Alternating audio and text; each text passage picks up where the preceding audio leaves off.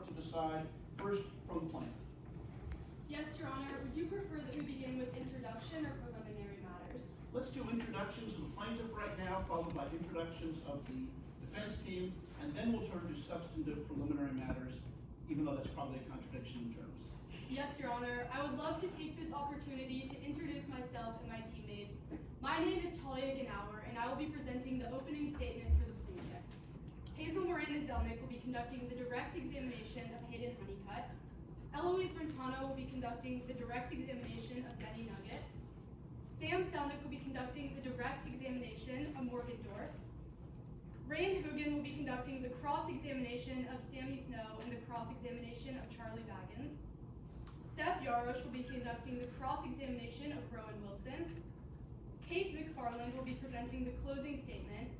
Adeline McKenzie will be acting as our clerk, and the witnesses will now introduce themselves in the order in which they appear.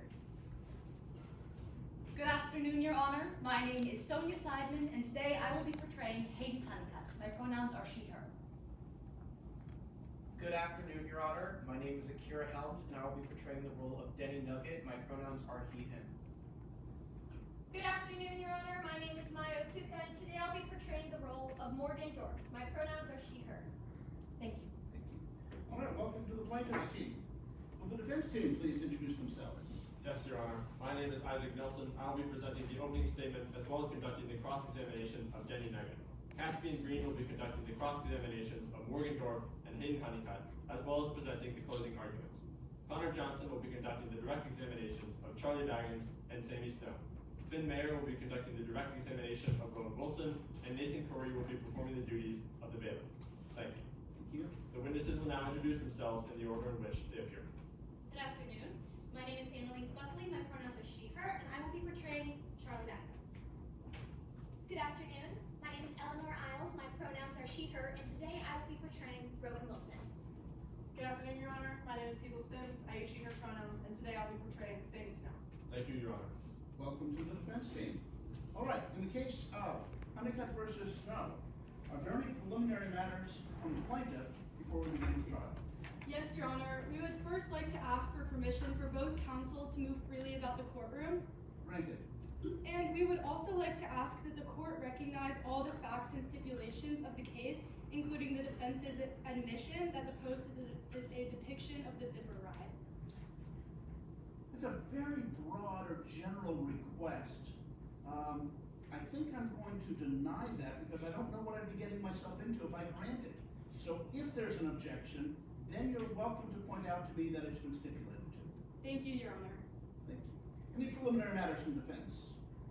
I would just like to ask, Your Honor, your preference on approaching adverse witnesses. As in, if there are witnesses from the other side, would you like us to behave differently than if there are witnesses on our side? I want everyone to behave appropriately. If there's any objection to appropriate behavior, either I'll rule on an objection or I may actually intervene myself. Behave appropriately. All right. If there's no further preliminary matters, in a moment I'm going to invite counsel to deliver opening statements. We'll begin with plaintiff. I assume that defendant does not wish to waive or defer opening statement, but wishes to go immediately after plaintiff. Am I correct? You are correct, Your Honor. All right. Members of the jury, we will now hear opening statements, first from the plaintiff. That will be Hayden Honeycutt, and delivered by counsel, followed by the defendant's opening statement, Sammy Snow, delivered by counsel for the defense. Plaintiff's counsel may proceed.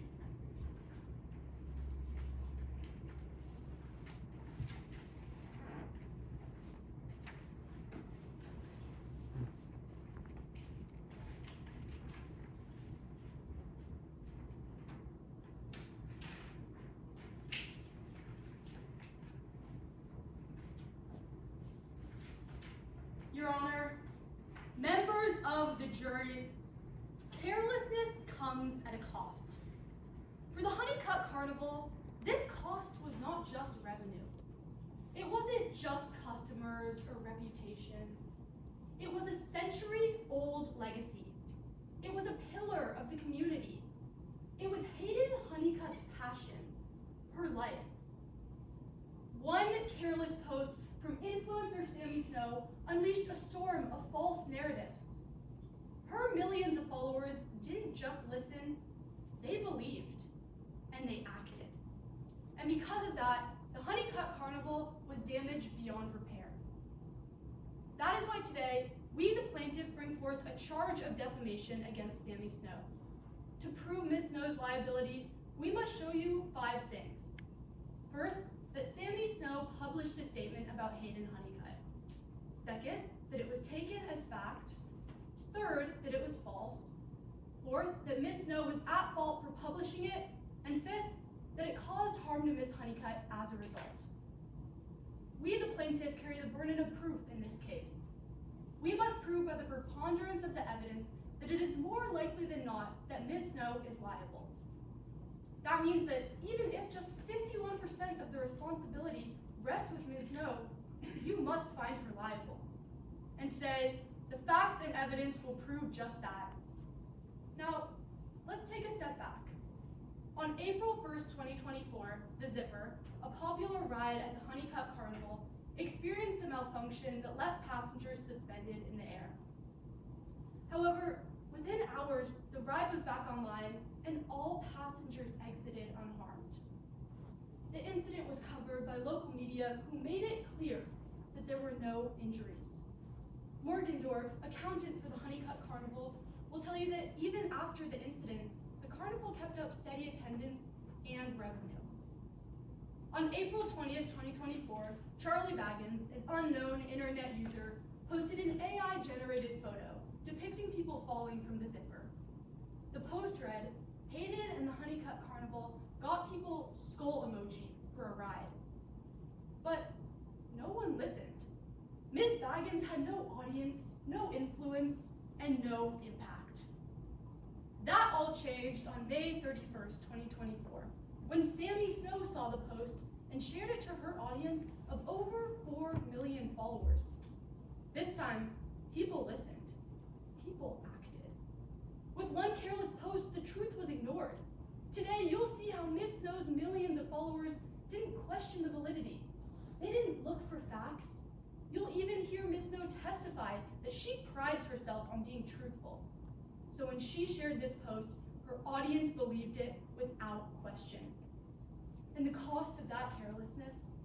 Ticket sales dropped, longtime supporters turned their backs, a century-old business became a victim of hatred and misinformation.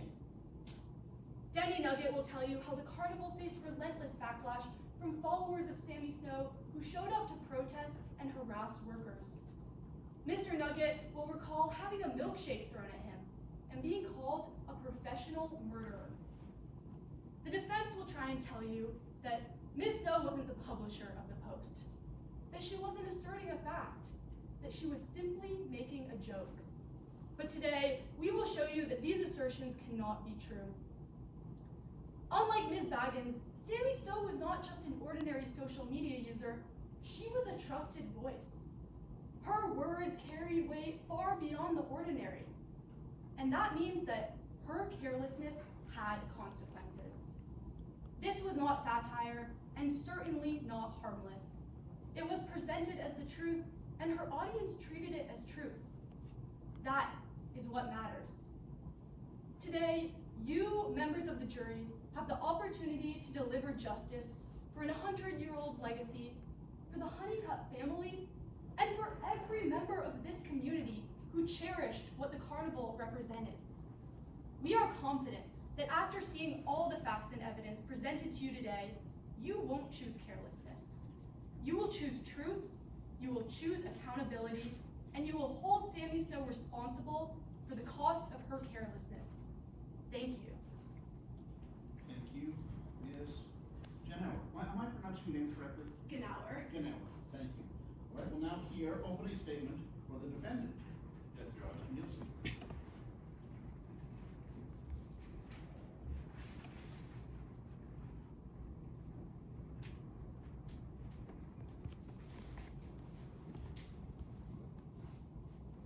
Your Honor, opposing counsel, members of the jury, may it please the court. I'd like to introduce you to Sammy Snow. A social media influencer, Ms. Snow has devoted her life to bringing lighthearted jokes to the public through Instagram and other social media platforms. Sammy Snow is all about entertainment. So when she saw a joke post, an image, obviously AI made, oversaturated, and with a clear misspelling, she reposted it. She shared it with her followers as she's supposed to, as she's done for years, making a funny idea more available to the masses with the sole intent of brightening a few people's days. But this time, it was different. It wasn't different because the content of the post was different, or because Sammy Snow had done something wrong when reposting it. It was different because the repost was seen by Hayden Honeycutt. Hayden is part of a long line of Honeycutts who owned the century-old establishment, Honeycutt Carnival. But under this Honeycutt, the carnival had been struggling. Today in trial, you'll hear from former employees of the carnival about how the park was in disrepair and attendance was in decline. Hayden Honeycutt was presented with the terrifying possibility that 100 years of tradition may end with her. Then, Miss Honeycutt struck what she thought was gold. A poorly rendered AI image that just so happened to be imitating the carnival. Members of the jury, the plaintiff will attempt to convince you that it was this post that caused the decline of the carnival. That a century-old, city-wide business was laid low by a poor quality, vaguely captioned Instagram image. But today, the facts will show that the decline of Honeycutt Carnival began far before Sammy Snow hit share. With this now in perspective, let's take a look at the case at hand. To truly catch you up on why we're in this courtroom today, we have to talk about the claim brought forth by the plaintiff: defamation. For a statement to be considered defamation, it must be just that, a statement made by the defendant about the plaintiff. And today, you'll see how the post doesn't even meet that basic requirement. You'll hear as witnesses on both sides corroborate that the post was made by Charlie Baggins, not by Sammy Snow. And even though Ms. Snow added her own caption, it asserted nothing. For a statement to be considered defamation, it must be a statement of fact. And Ms. Snow's added "won't be back" was nothing of the kind. Let's talk about how we'll prove this. Today in trial, you'll hear from Charlie Baggins, a former employee of the carnival, about how time and time again, Honeycutt Carnival cut corners and took risks. She'll talk about how the post that she made was clearly generated with AI and held no intent to state a fact. Rowan Wilson will draw on her decades of experience with AI and with defamation to show what we all know.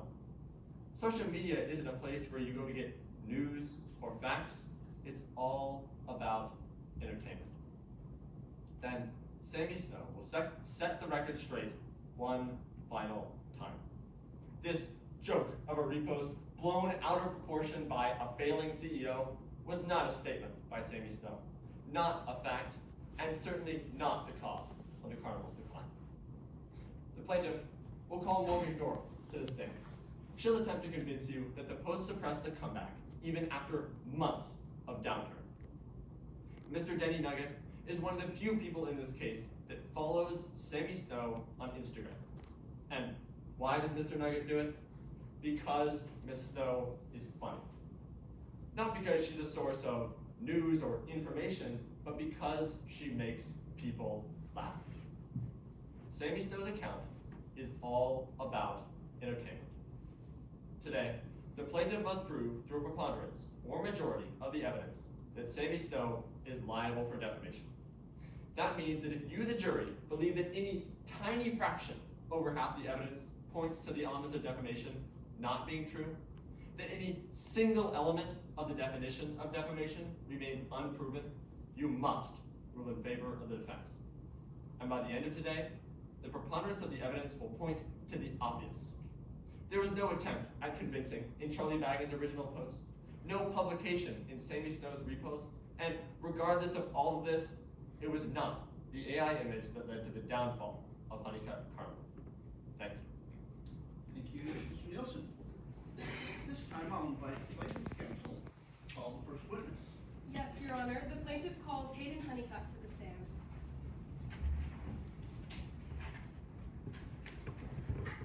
Please raise your right hand. Do you promise the testimony you are about to give will faithfully and truthfully conform to the facts and rules of the mock trial competition? Please be seated, state your name, and spell your last.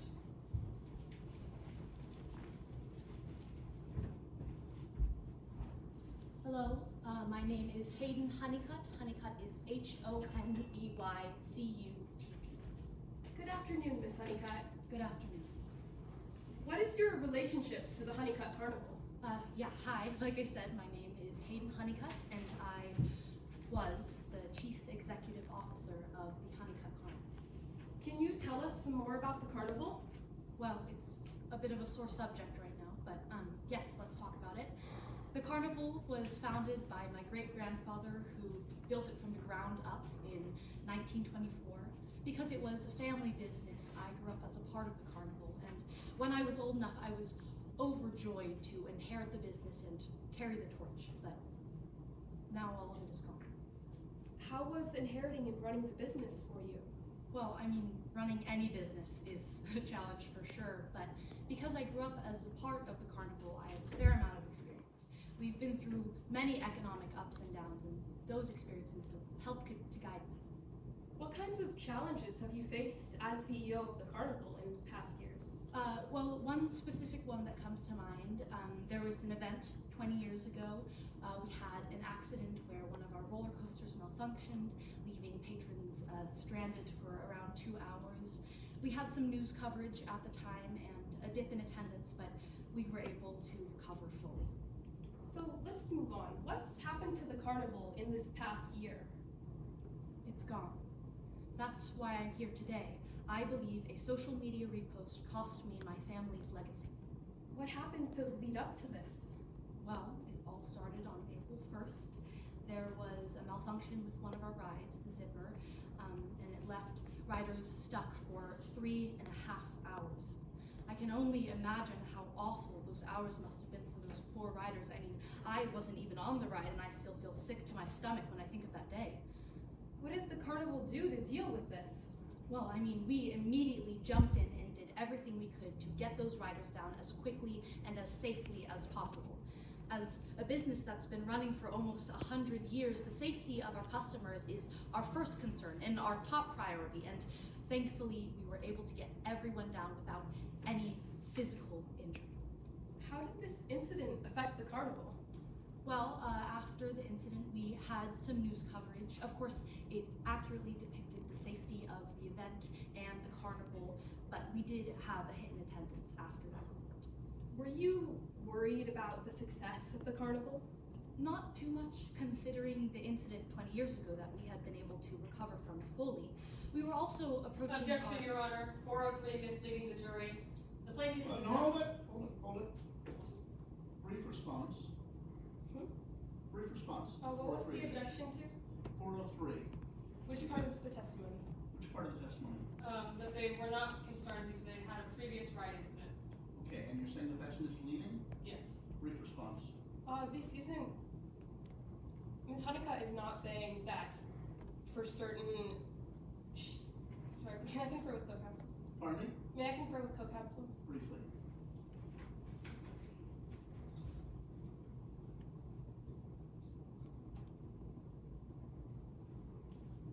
Your Honor, this testimony has a high probative value considering the similarity of the two incidents, and any prejudicial value does not highly outweigh the probative value. Brief reply. I'm objecting under 403 misleading the jury, not prejudicial, and my defense for my objection is that the plaintiff is extrapolating from one incident that because they had recovered once, they would recover again, if not for semi-snows post. That is misleading the jury. Is the nature of your objection that the witness is going beyond the witness statement or the case materials? Both. No, is your objection that she's going beyond the case materials? Yes. Brief reply. Ms. Honeycutt is not. Can I confer with co-counsel? Thank you.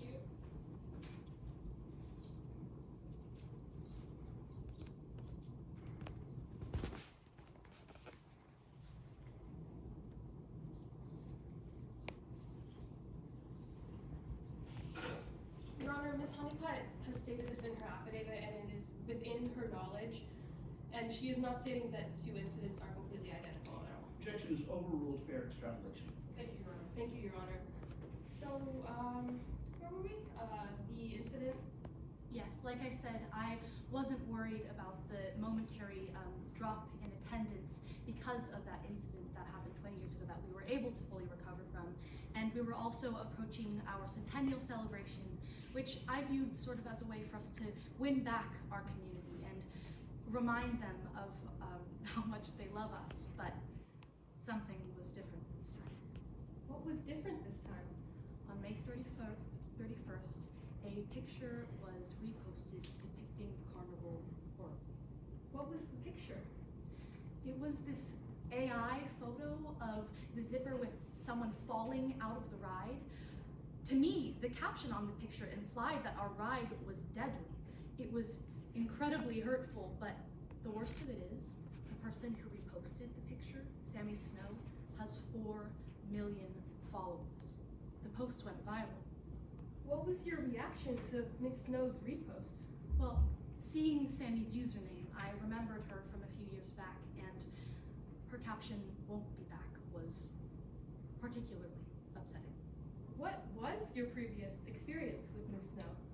Well, a few years ago, Miss Snow came to me with a business offer. I rejected her at the time, admittedly a little bit rudely, but as a business owner, I have to be super cautious about the decisions I make for my business. I have a responsibility to keep my family legacy alive, and I stand by my choice.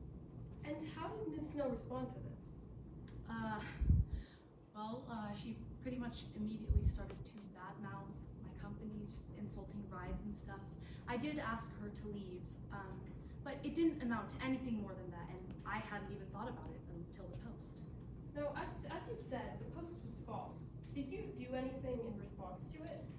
Yeah, after I saw the post, I tried to reach out to Miss Snow directly through Instagram messages. I wasn't looking for an apology, but she never responded, effectively ignoring my plea. And what happened to the carnival's business? It was devastating. What do you mean by devastating? Well, we had a huge decline in attendance, including some of our longtime loyal returners. My employees were physically and verbally attacked. They were called all sorts of horrible names, none of them true. And with your attendance down, what did you do? Eventually, our attendance got so bad that we had to shut down. My employees lost their jobs, and I lost the heartbeat of Cascadia along with them. I know this is hard, Miss Honeycutt, but why are you here today? I am heartbroken about the loss of my family legacy. It feels like it's cost me a part of my soul. Today, I'm not here for revenge, I'm here for justice. In my opinion, Sammy Snow's post cost me my family legacy.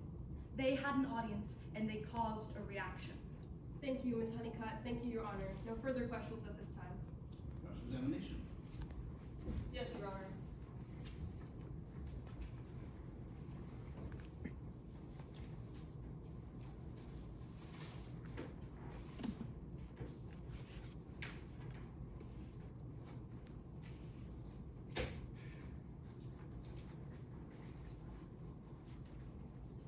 Good afternoon, Ms. Honeycutt. Good afternoon.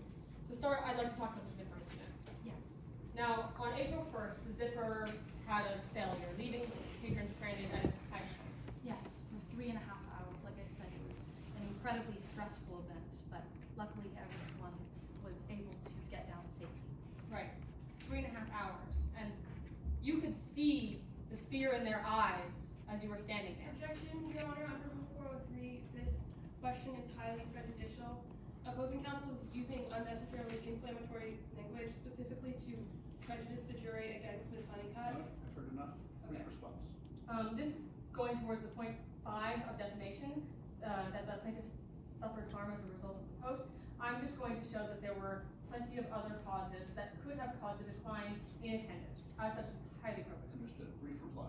The language itself of this question is highly inflammatory, and any The objection is possible over. I'll re-ask my question.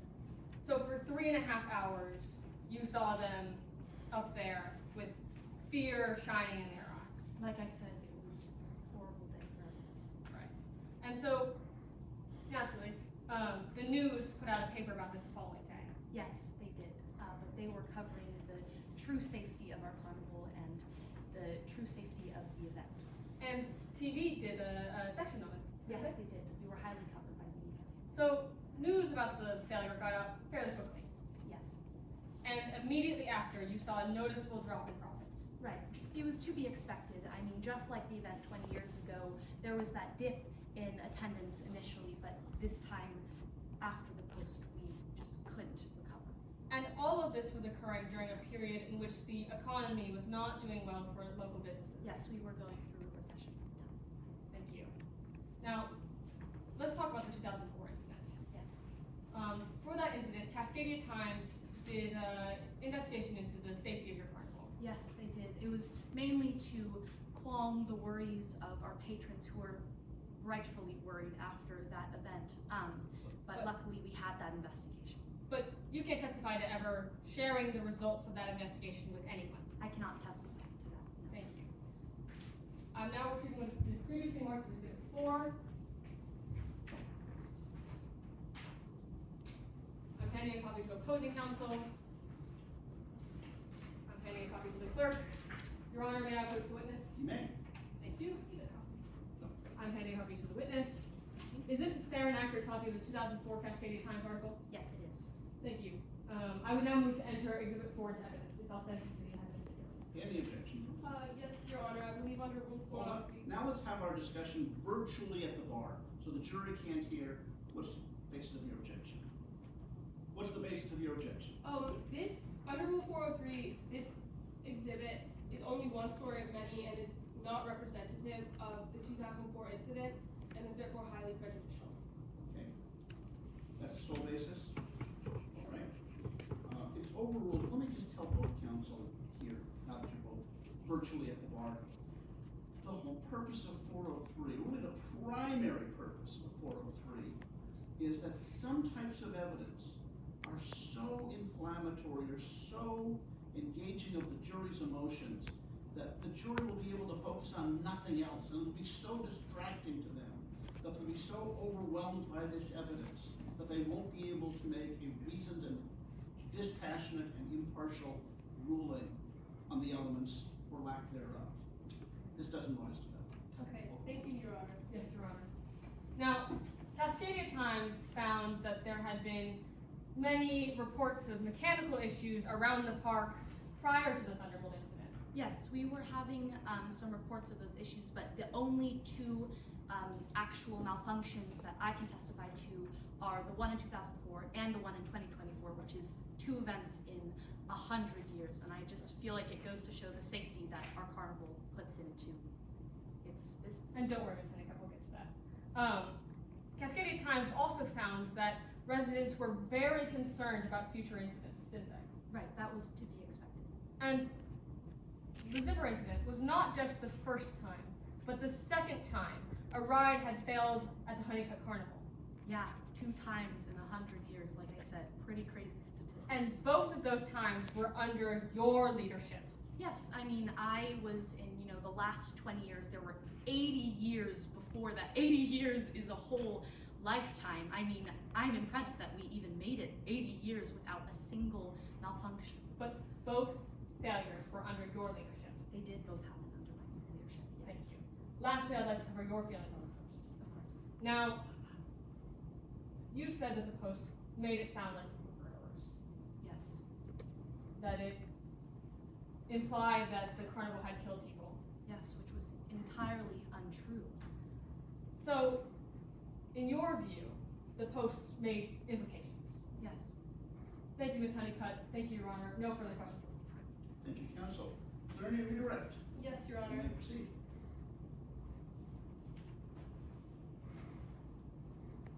Ms. Honeycutt, during the incident in 2004, customers may have had some concerns, but did the business recover after that? Yes, of course. Like I said, we had our investigation and the attendance rose again and we were operating just as normal.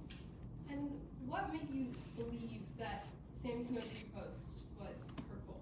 Well, like I said, during both events, there was a malfunction. During both events, people were stranded for hours. During both events, we got everyone down safely. Then we had news reportage. We had a dip in attendance, but this time there was a social media repost that gained a lot of traction.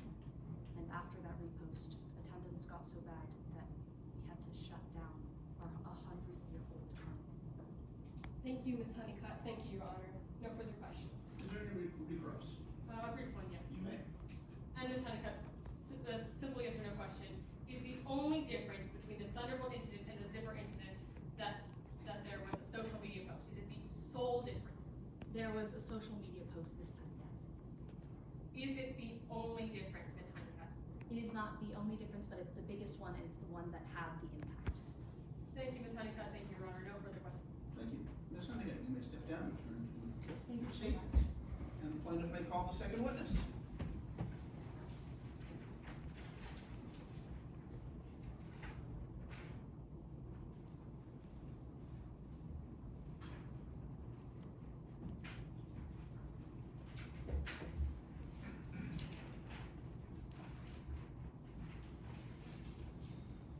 Your Honor, the plaintiff calls Benny Nugget.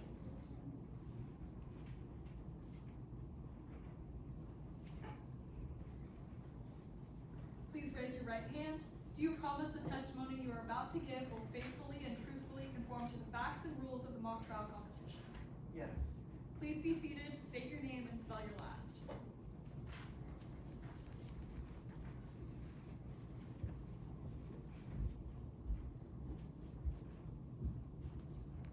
My name is Denny Nugget, N-U-G-G-E-T. Good afternoon, Mr. Nugget. Good afternoon. I'd like to start by talking about your history with Honeycutt Carnival. What is your connection to the carnival? Yeah, so I've worked at the Honeycutt Carnival since 2019. I started off my job as a hot dog chef, but I later became a ride operator, which to me was the real fun about the job. And did you enjoy working at the carnival? For sure. The carnival community was great, and Miss Honeycutt treated us really well. But obviously, no offense to Miss Honeycutt, hot dog chefing isn't my real passion. My real passion lies in film. Thank you. Now I'd like to briefly discuss your relationship with other employees of the carnival, specifically Miss Baggins. How did you and Miss Baggins meet? Yeah, so me and Charlie met through work. And what was your initial impression of Miss Baggins? Well, it was a great one. We became close friends and we'd actually hang out a lot outside of work. As I mentioned earlier, one of my passions is film, and it's a hobby I share with Miss Baggins. We'd go and watch movie screenings together and also play basketball on the side. Were there any major things you found yourself disagreeing with Miss Baggins on? Yeah, so Miss Baggins, from what I saw, didn't seem to like working at Honeycutt Carnival as much as I did. I would see them complain at times, and don't get me wrong, I totally understand how not liking your work environment can make it hard to stay positive, but it just, to me, seemed like they didn't like working there as much as I did. Thank you. Now I'd like to talk about why we're all here today, the zipper malfunction. Where were you when the malfunction happened? Yeah, so I was working at the HC that day, and it was, as positive as I try to stay, it was an incredibly horrible, stressful day. We were luckily able to get every rider down with nobody hurt, but it was just really, really unfortunate experience. And after the malfunction, Mr. Nugget, did you hear anybody discussing the ride malfunction? Yeah, so after the ride had malfunctioned, I was laying down and I was just scrolling on my phone on Instagram when I saw a post that was posted by Charlie. Did you see any other posts similar to Ms. Baggins'?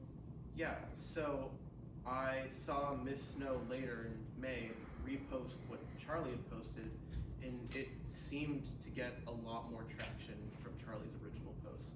And what did that post contain? The post contained an image of what looked to be the Honeycutt Carnival. It had a photo of the zipper ride and a person falling out of it.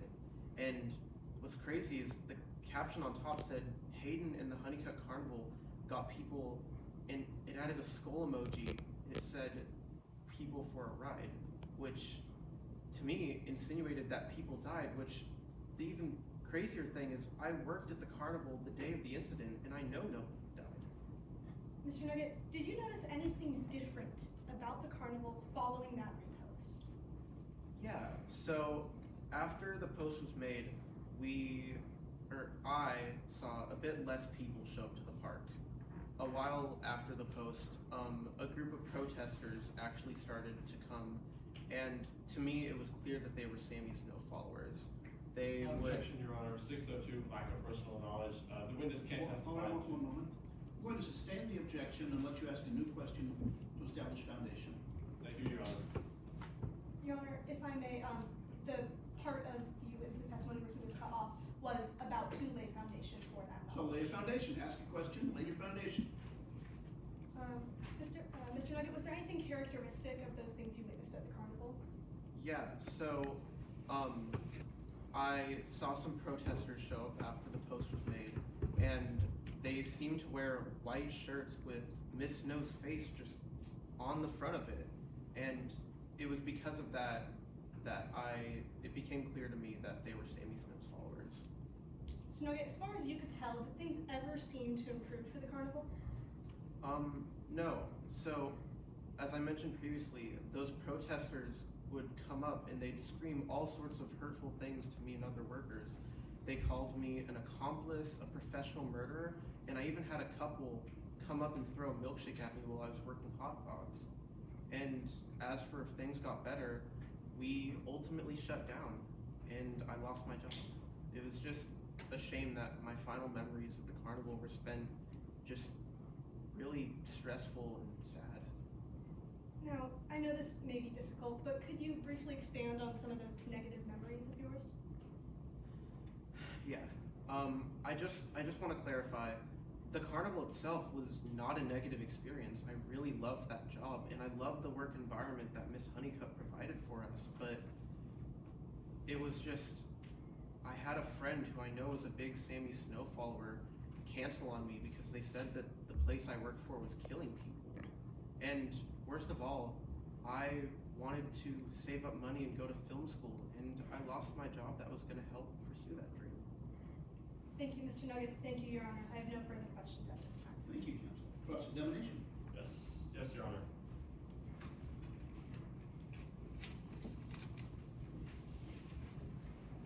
Good afternoon, Mr. Nugget. Good afternoon. First, I'd like to talk a bit about Charlie Baggins. Yeah. While you worked at the Honeycutt Carnival, Charlie Baggins was one of your coworkers, wasn't she? Yeah, Charlie was a coworker and also a good friend of mine. In fact, Charlie's the one that originally posted the image under so much scrutiny today. Yeah, Charlie was the original creator. And you saw this image, didn't you, Mr. Nugget? Yeah. And to you, Mr. Nugget, the image didn't even look much like the ride, did it? Objection, Your Honor. Under Rule 403, this question is misleading the jury. May I hear it? You may be heard. Out of the presence of the jury, so we'll have a virtual sidebar conference. How is it misleading? As we discussed briefly during opening matters, there is a certain set of stipulated facts and agreed upon things generally pertaining to this trial. One of I've those, got stipulations in front of me. Which stipulation is being violated? I'm not sure it's necessarily a stipulation list, but it is in the general information. I'm sorry, I'm not familiar with the official term for that. But in paragraph 9 of their response to the plaintiff's complaint, the defense has already admitted that that post does depict the zipper. So I believe it's misleading to the jury to suggest that it does anything other than that. All right, so you're looking at the answer to the complaint, Yes. and in paragraph 9 of the answer, it says that, among other things, defendant admits that on May 31st, defendant posted a social media regarding the zipper ride, but denies the characterization of the post. Defendant also denies that they were the original poster, and the post of reposted from Charlie Baggins, another user of the Instagram platform. So you're saying that they're saying something inconsistent with that? Yeah, in that statement, as you just read aloud, Your Honor, they say that regarding the zipper ride. And I believe that that is by extension an admission that the post is depicting the zipper ride and that therefore this is misleading. Response. If I may, Your Honor, a post can be regarding something but not mention a picture of that thing. A post can regard the zipper ride without definitively having a picture of the zipper on it. As such, I don't believe any of my questions have contradicted that paragraph of the complaint. Your Honor, if I may briefly. You may. The only way in which this post could possibly regard the zipper ride is in that photo, so I don't really see the point Sure. of it.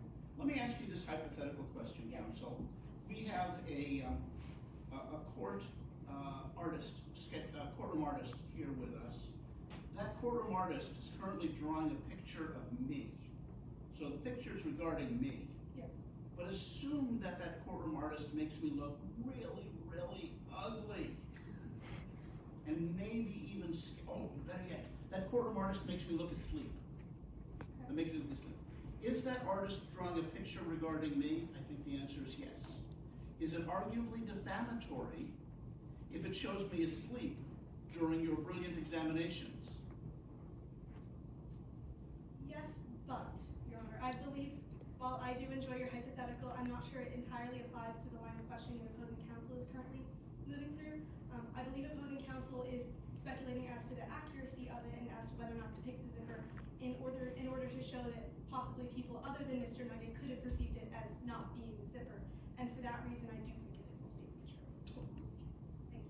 Thank you, Your Honor. I'll re-ask the question, Mr. Nugget. To you, when you saw the post, it didn't even look much like the zipper ride.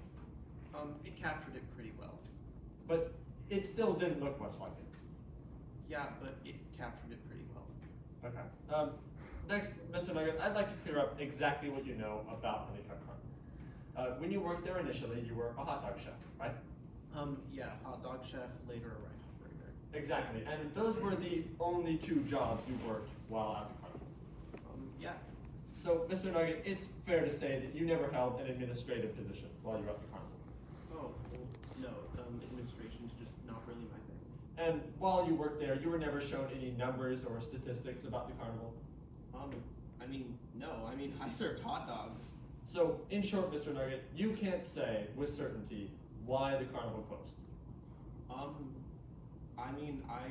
It's the post. The carnival closed after the post, which we would have bumped back from that. After the post, Mr. Nugget, but can you say with absolute certainty that it was the post that caused the decline of the carnival? I'd say yes. May I confer just a moment, co-counsel? You may.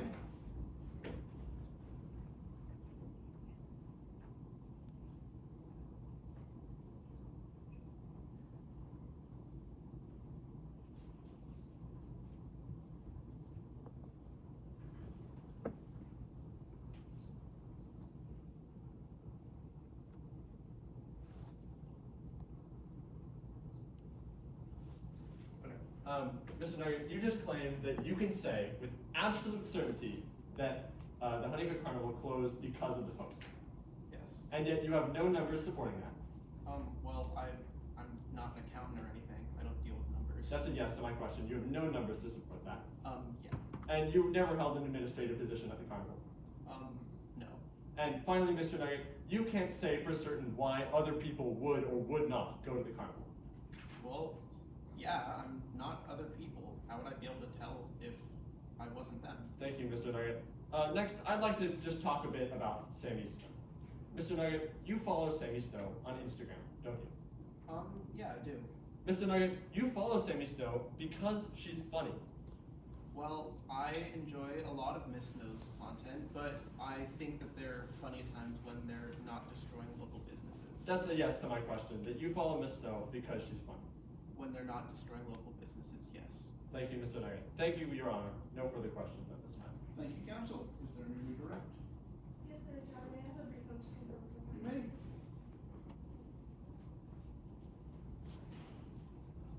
And also, may I request how much time is remaining for direct examination?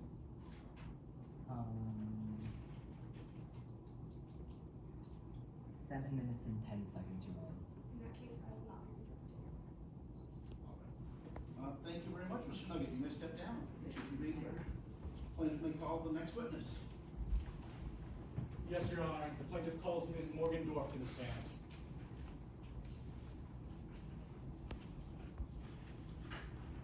Please raise your right hand. Do you promise the testimony you're about to give will faithfully and truthfully conform to the facts and rules of the mock trial competition?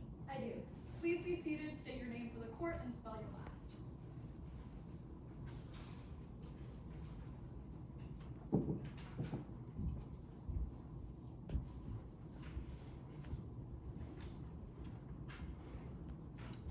Morgan Dorf, D-O-R-F. May I proceed? Good afternoon, Ms. Dorf. Good afternoon. Could you please introduce yourself for the jury? Of course. Hi, my name's Morgan Dorf. I'm the head accountant at Honeycutt Carnival, and I'm really excited to be here today. What education do you have in accounting? Right, well, I got my bachelor's from Piper County University in accounting, and I'm also a CPA and a CNA, so that's a certified public accountant and a certified management accountant. Really proud of both of those. And what has your career looked like over the past few decades? Well, other than being the head accountant there, I've worked there for 25 years now. Truly an amazing work environment. Also, I do own and operate Dorf Accounting Services. I'm also really proud of that. We do amazing things there, specifically consult in regards to businesses, restructuring during crisis, or even aid in public relations and how it might pertain to defamation.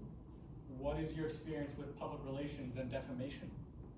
Of course. So I've done research on that matter, but I've also published a couple articles on that, and really I've been able to kind of adapt and have a narrowed focus on how social media can change how businesses function nowadays. Thank you, Ms. Dorf.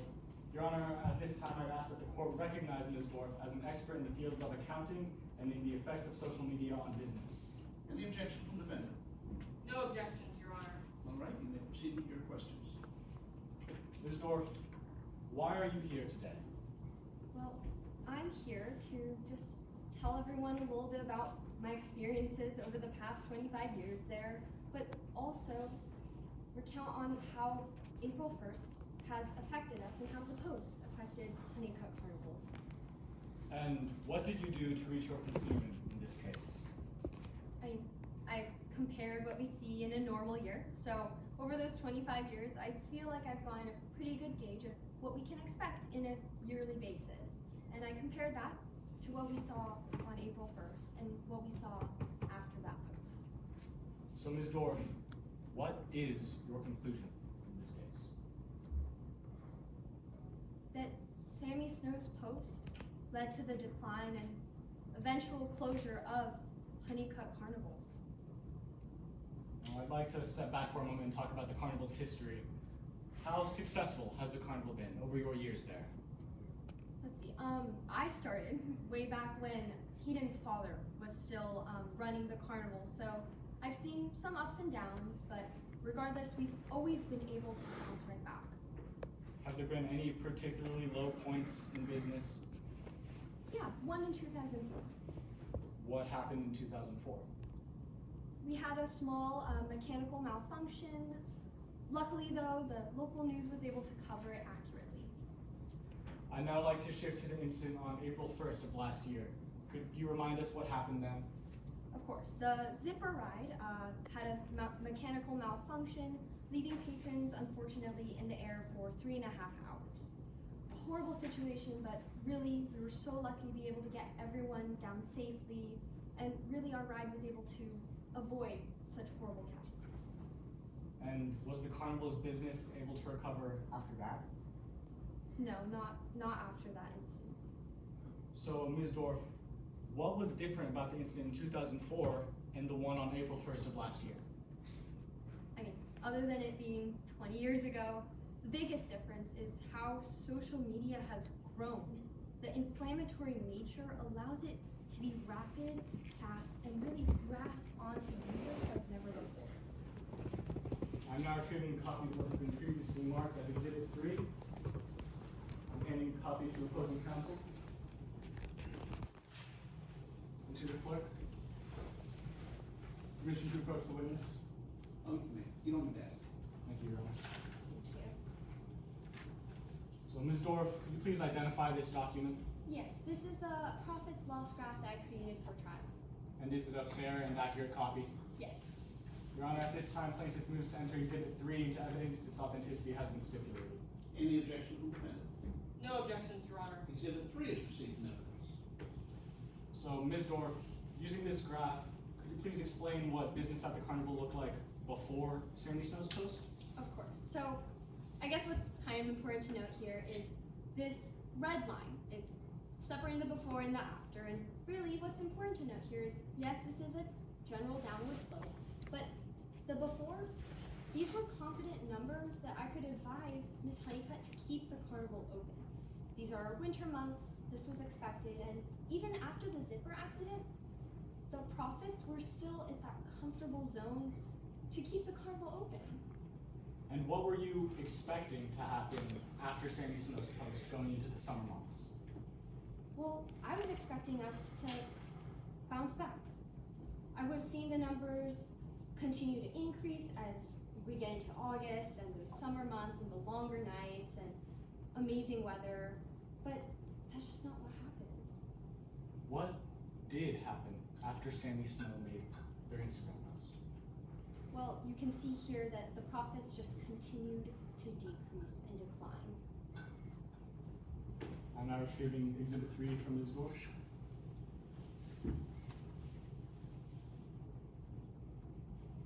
Ms. Dorff, in your expert opinion, what caused the carnival's business to suffer? Well, it was Sandy Snow's post. Obviously, it was for entertainment. It really was. But just because it's entertainment doesn't mean it's not harmful. Was misinformation on social media about COVID harmful? Yes. Just because people get likes and shares and its intent was for that, doesn't mean it doesn't have an actual real impact. Thank you, Ms. Dorff. Thank you, Your Honor. I have no further questions at this time. Thank you, counsel. Cross-examination. Yes, Your Honor.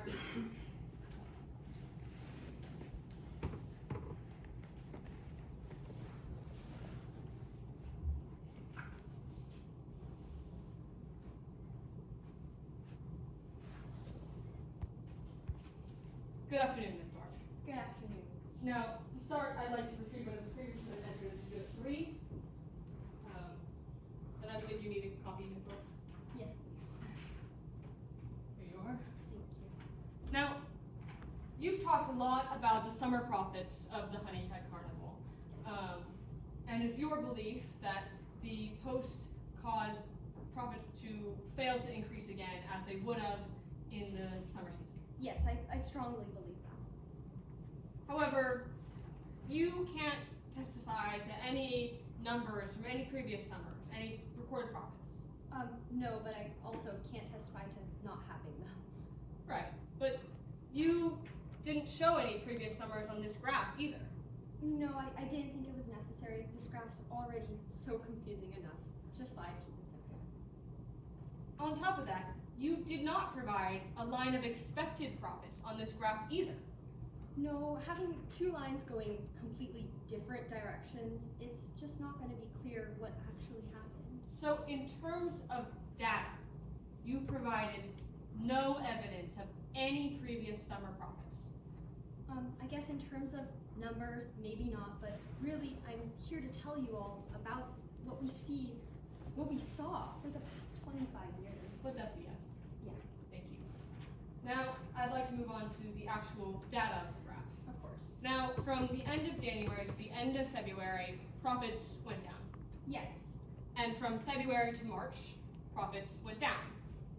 Yes, but it's also important to note that sure these lines are connected, but really this graph should look a little bit more zigzaggy. You have more profits some months and less just between the days. It's different. But the total profits for the end of February to the end of March went down. Yes, generally. From March to April, profits went down. Yes, the last point at that month is what I put on that graph. And from the end of April to the end of May, profits went down. Yes. So profits declined every single month before Sandy Snow's post. Which is expected as we see in the winter months, but also we seized the zipper malfunction. Obviously, it declined our attendance, but we could have easily recovered without Sandy Snow's post. But that's a yes. Every single month you saw a decline in profits even before Sammy Snow's post. Like we do every year. Thank you. Now, I'd like to zoom in on just this little 2-month period here from the end of March to the end of May. You saw, this is the steepest decrease in profits on this entire graph. Yes, because of that zipper malfunction. Right, it was right after the zipper malfunction. Yes, and which is totally expected and didn't have, I was confident. I wasn't worried at all. In fact, this one little bit in terms of drop of profits is equivalent to the entire drop in profits from May to September. Yes, but really that's not exactly it. It's so much more. We were starting from up here and got to here from that zipper malfunction. But with that post, we were so much lower, it just dropped us beyond recoverable. But it's true that you lost the same amount from the zipper incident as you did every single month after Sammy Snow's post. Yes. Right, set this aside.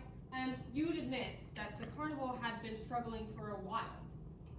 Yes, especially with those winter months, rain.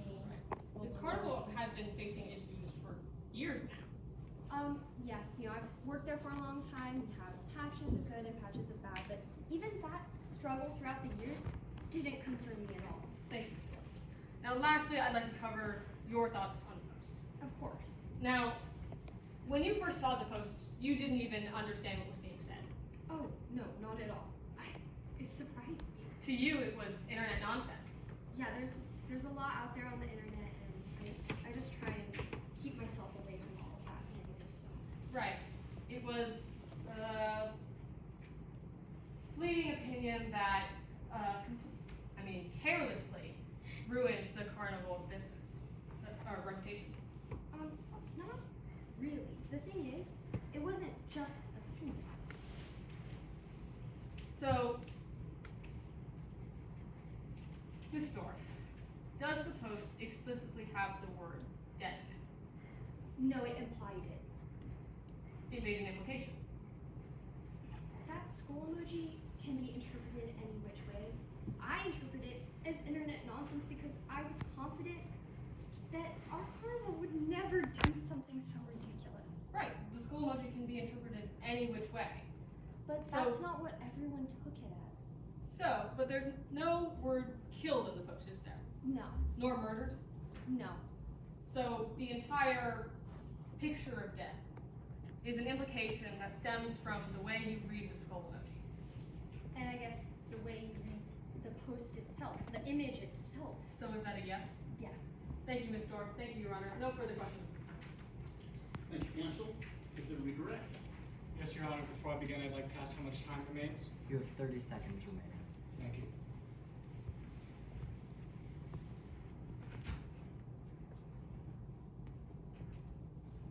Ms. Dorff, how many seasonal cycles have you seen at the carnival? 25, going on 26. And as an expert in accounting and in the effects of social media on business, when compared to expected profits, how detrimental was Sammy Snow's post? Extremely. I never saw numbers so low in my years there. Thank you, Ms. Dorff. Thank you, Your Honor. I have no further questions. Thank you. Counsel for defense, is there any cross? May I request how much time I have remaining? I believe you have over a minute remaining, I'm not sure. A minute and 10 seconds, I think. Thank you. Yes, brief one. Now, for time constraints, yes or no, you did not bring any data from any previous summers with you to trial today. I wish I could just answer yes or no, but I can't testify to not bringing that data, and, well, I did bring data. You didn't bring any numbers, any graphs, any expected lines of profit from any previous summers to trial with you today. No, I'm here testifying about that instead. Thank you, Ms. Dorff. Thank you, Your Honor. No further questions at this time. Thank you very much. Mr. Dorff, you may step down. Thank you for being here. Thank you. Plaintiff may call the next witness. Plaintiff has no further witnesses, Your Honor. Plaintiff rests. Very good, thank you. Defense may call the first witness. Your Honor, the defense would like to call Charlie Baggins to stand.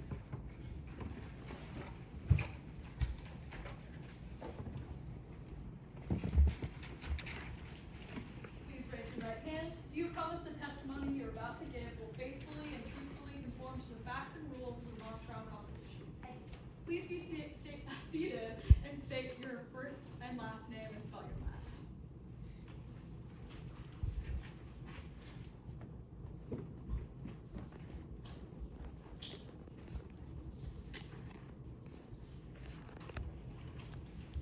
Hello, my name is Charlie Baggins, Baggins. Pardon. Good afternoon, Ms. Baggins. Good afternoon. Let's just start right off. Who are you? Well, my name is Charlie Baggins, or some of my followers might know me as In the Baggins, and I'm a social media influencer. And surprisingly, my experience as an influencer isn't actually why I'm here today. I was called to testify about how I worked at the Honeycutt Carnival before it shut down. And what did you do while you worked there? I did a little bit of everything. I was training in concessions, ride operations, ticket sales. I was all over the place, and so I would say I got a pretty good look at how everything was run and the conditions of the park and stuff like that. Why do you no longer work there? Well, I've been noticing a few concerning things around the park. Things like someone too short for a ride being let on anyway, or even day-old food being sold. I was just a little concerned, and so I spoke up about it, and the next thing I knew, I didn't have a job. Now, moving on to some more recent events. What occurred at the carnival on April 1st? Right. Well, something kind of crazy happened. The zipper ride malfunctioned with people still in the air. So as you can imagine, the internet reaction was huge and instant. I was seeing it everywhere. Instagram, Twitter, I guess it's now known as X, TikTok. Like I said, it was literally everywhere. And what was your response to this? Well, considering that it was trending, I thought I could make a post and jump in, especially because I had worked there and I guess could give my 2 cents. And so I made a post about it, and it was really just meant to draw in a few more followers, maybe gain a little traction for my page. And what do you mean when you say it was trending? Like I said, it was pretty much everywhere. People were going completely viral for it. I was seeing it on all platforms. And how did you go about making your post on the subject? Right. I started with a caption, something along the lines of Hayden and the Honeycutt Carnival got people's skull emoji for a ride. It was stupid, and so I even added an AI image above it. It was literally rainbow. And the point was, someone would be scrolling past it and they would see all the bright colors, and then maybe they would come onto my page and give me a little follow. And just to clarify, was this the first post made on this subject? Not even close to the first. Thank you. Now let's move on to some more recent events. From what you've seen, what was the reaction to your post? Well, I was monitoring the comments and the interactions with my post, and from the comments that I saw, it was kind of landing the way that I had wanted it to, and I thought it was pretty clear that it was AI, and it was comments like that that made me think that maybe people agreed. And I don't know, it was exciting. I thought that maybe it was gaining some traction for my page. And what has happened to your repost between then and this trial? Well, I don't know if you've heard, an influencer named Sammy Snow reposted it, and it blew up big time. And I was a little surprised because it was the same thing that I created with just like this extra boring little caption. You know, I'm not in charge of the internet, so. And when you made your post, why did you do so? Purely as entertainment to get people on my page. It's not the classiest joke that I've ever made, but in the end, not everything on social media is gonna be real. I mean, I used AI for this. I calculate literally everything to get the most followers possible. And so for me, my social media is all about entertainment. Nothing more, nothing less. And just to clarify, who made this post? Me. Thank you, Ms. Baggins. Thank you, Your Honor. No further questions at this time. Thank you, counsel. Cross-examination. Yes, Your Honor.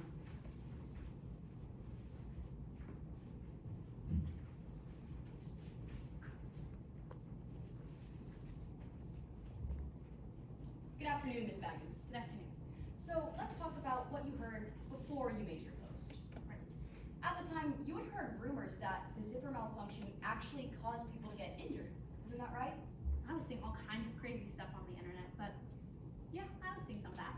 And so you created your post to reflect those rumors that you heard?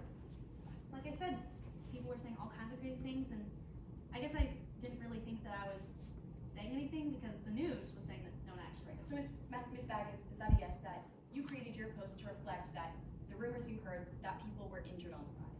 Sure, yeah. And then you later found out that no one was injured. This was false. Yeah, I saw it on the news. And let's talk a bit more about your post. You added someone using AI to depict someone falling out of the zipper ride at Honeycutt Carnival. I would say that the AI didn't really do a great job at that. I mean, I don't have the exhibit with me, but the guy falling from the ride is huge. So I asked them to do that, but it wasn't entirely accurate. Right, and you asked the AI to do this to make the post look even scarier, correct? Like I said, I wanted people to scroll past and notice my post. So yeah. Alright, let's move on and talk a little bit about your influence. Your Honor, I'm retrieving what has been previously marked as Exhibit 2. Handing a copy to opposing counsel. Would Your Honor like a copy? No, thank you. May I approach the I witness? have the exhibits from pretrial. You may approach, and you don't need to ask. Thank you, Your Honor. Thank you. Do you recognize this exhibit as a side-by-side between your and Sammy Snow's Instagram profiles? I do. And is it a fair and accurate copy of Exhibit 2? I believe so. Your Honor, the plaintiff now moves to enter Exhibit 2 into evidence. Its authenticity has been stipulated. Any objection from the defendant? No objections, Your Honor. Exhibit 2 is received in evidence. Thank you. So, as you can see here, Ms. Baggins, you currently have 601 followers on Instagram. And rising. And you make your content to be over the top, exaggerated, even ridiculous, correct? I mean, yeah, I would say that this post is a good representation of that. It's ridiculous, it's clearly a joke, it's clearly made by AI. It follows my typical brand. And as you can see here, Ms. Snow has 977,000 followers. Isn't that right? Yeah. And you can't testify to Ms. Snow having the same over-the-top, exaggerated content style that you do. I mean, I follow Miss Snow and I think she's pretty funny, but I guess I can't testify to exactly what she thinks her brand is. But I think she's funny. Now retrieving Exhibit 2 here.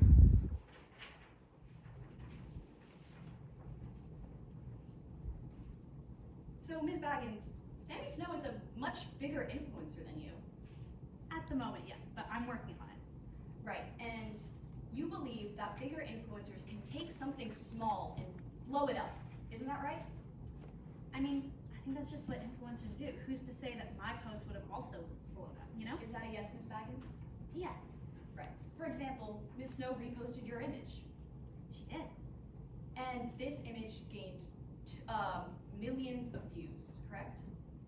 Well, it doesn't say the views on the little Instagram thing, but I know that a lot of people probably saw it, yeah. Right, and 200,000 likes? Yes. And let's be clear, it was only after Ms. Snow reposted your image that it went viral? Like I said, who's to say what would have happened when I posted it with a little more time, but that is just the way that it happened. So that's a yes, Ms. Baggins, it was only after Ms. Snow reposted your image that it went viral? Yeah, that's the way it happened. Thank you, Ms. Baggins. Thank you, Your Honor, for no further questions at this time. Thank you. All right, is there any direct? Yes, Your Honor. You may.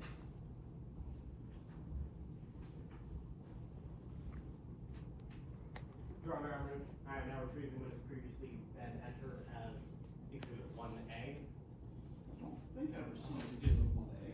Apologies. Am I mistaken? Your Honor, I'm handing a copy of Exhibit 1A to opposing counsel. Permission to report to the clerk. You may. You don't I am have to ask. handing a copy to the clerk, and I am handing a copy to the witness. Yeah. What is this? This is my post. Your Honor, the defense now moves to enter Exhibit 1A into evidence. Its authenticity has been stipulated. Any objection from plaintiff? No objections, Your Honor. 1A is received in evidence. How did you find it clear that your post is AI? Well, there's a few things. I'll show you.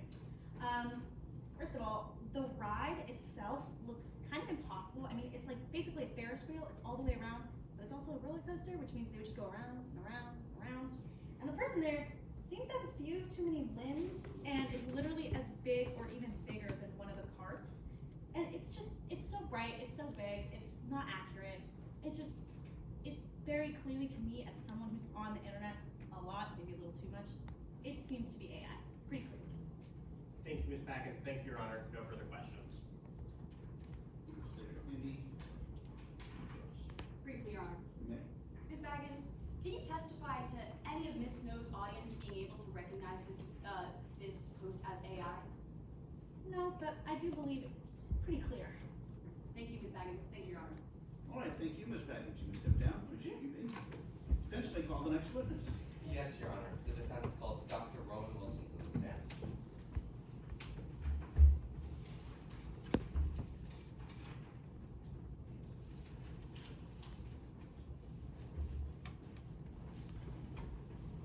Please raise your right hand. Do you promise the testimony you are about to give will faithfully and truthfully conform to the facts and rules of the mock trial competition? I do. Please be seated, state your name for the court, and spell your last.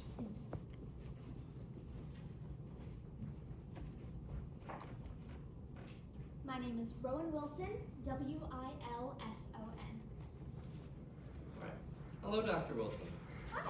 Could you please introduce yourself to the jury? Of course. So I'm Dr. Rowan Wilson. I'm a professor of digital communications and emerging technologies at CIT, as well as an independent consultant. Why are you here to testify today? I'm here to talk about how the case at hand relates to technology. How'd you get into technology? I've always been into tech. Back in high school, I was the one constantly helping my parents figure out how to use their phones or fix the Wi-Fi. They'd actually call me the in-house IT department. Thankfully, that nickname did not stick around very long. What are your areas of specialty? I work a lot with the intersection between AI, which for those of you who don't know is artificial intelligence, as well as social media, ethics, and the law. Dr. Wilson, tell us a bit about your work, please. So as an independent consultant, I provide legal workshops, advise media companies, testify in cases like this, and as a professor, I get to teach students about ethics, AI, and social media, as well as do some of the work that has led me to create my own publications. Could you elaborate on these publications a bit?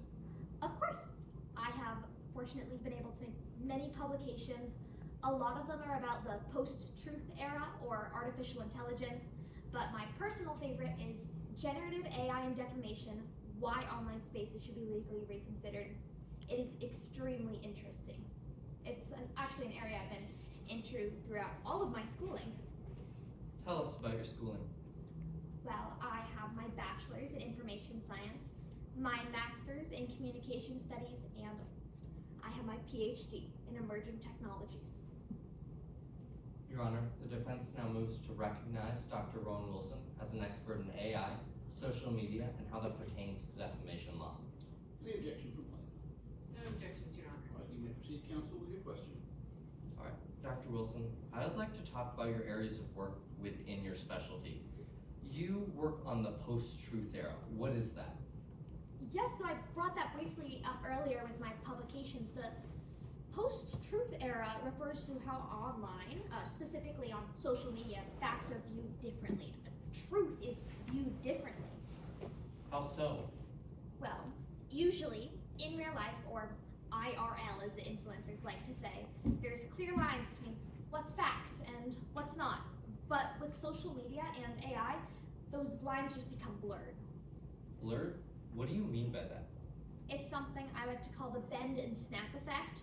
So online, on social media, these platforms and these influencers, they want engagement. So they exaggerate and they bend the truth.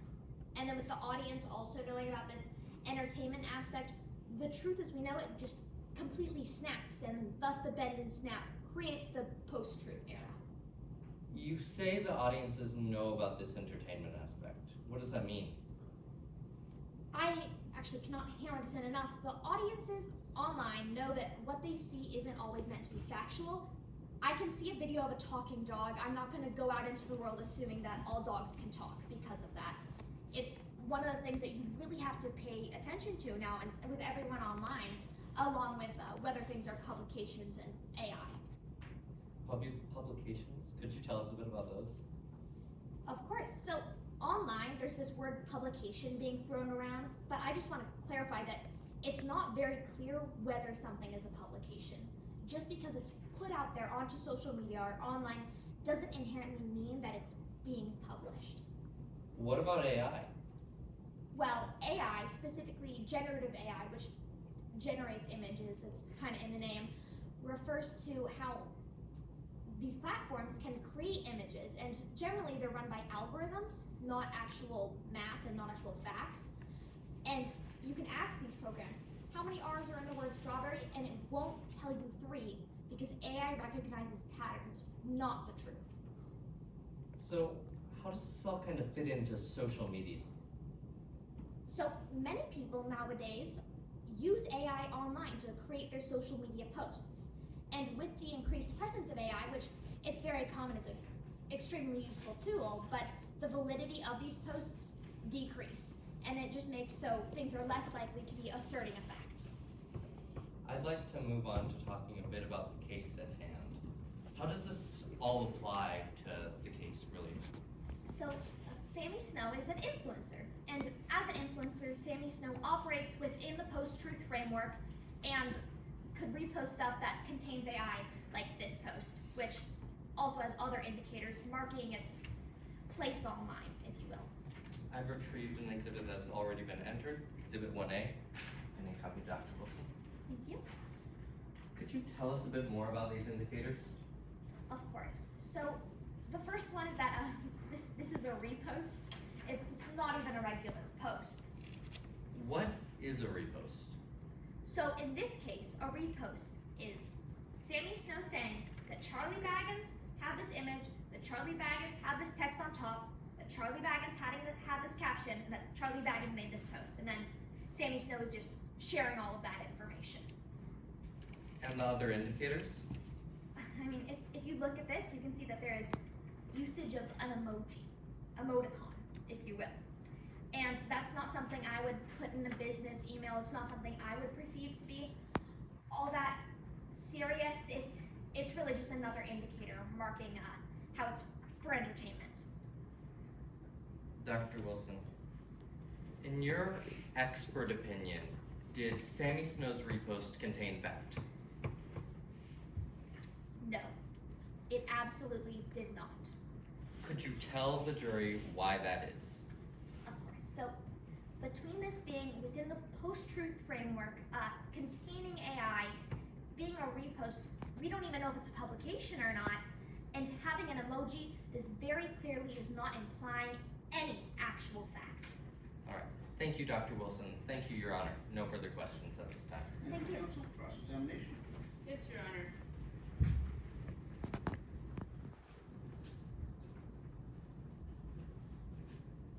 Good afternoon, Dr. Wilson. Good afternoon. I'd like to start off by talking about you. You were hired by the defense, correct? Yes, I was. And they're paying you $8,500 for your testimony today. Of course, I'm an expert. Right, but to clarify, you are not a lawyer, correct? Oh, no, that would be even more schooling. I've already gone through, 8 years? Let's move on to your personal knowledge of this case. You never personally visited the Honeycutt Carnival, correct? No, I did not. You never interviewed any carnival goers? Actually, I did review the affidavits of everybody in this case, including all of the exhibits, which contain multiple people who worked at the carnival or even owned the carnival, but I never directly interviewed anyone. Okay, so you have the affidavits of a few people who attended the carnival, but you never conducted any broader investigation, correct? No, it was not necessary. And more importantly, you never interviewed any of Sammy Snow's followers. Like I said, the affidavits, but no, I didn't interview anyone individually. You're correct. So you cannot say definitively how Sammy Snow's specific audience would view her specific post, correct? No, I cannot. Unfortunately, as much as I do know, I am not a mind reader, although I wish I was. All right, let's move on to how social media influences this case. Sammy Snow has significantly more followers than Charlie Baggins, correct? Yes. Okay, let's focus on this discrepancy. Charlie Baggins has just over 600 followers on Instagram. Yes, that is correct. And can you remind us how many Miss Snow has? Miss Snow, well, there's some discrepancies within the exhibits. So Exhibit 2 states 977,000 followers, whereas Miss Snow's affidavit would state 996,000 followers, but within that range is.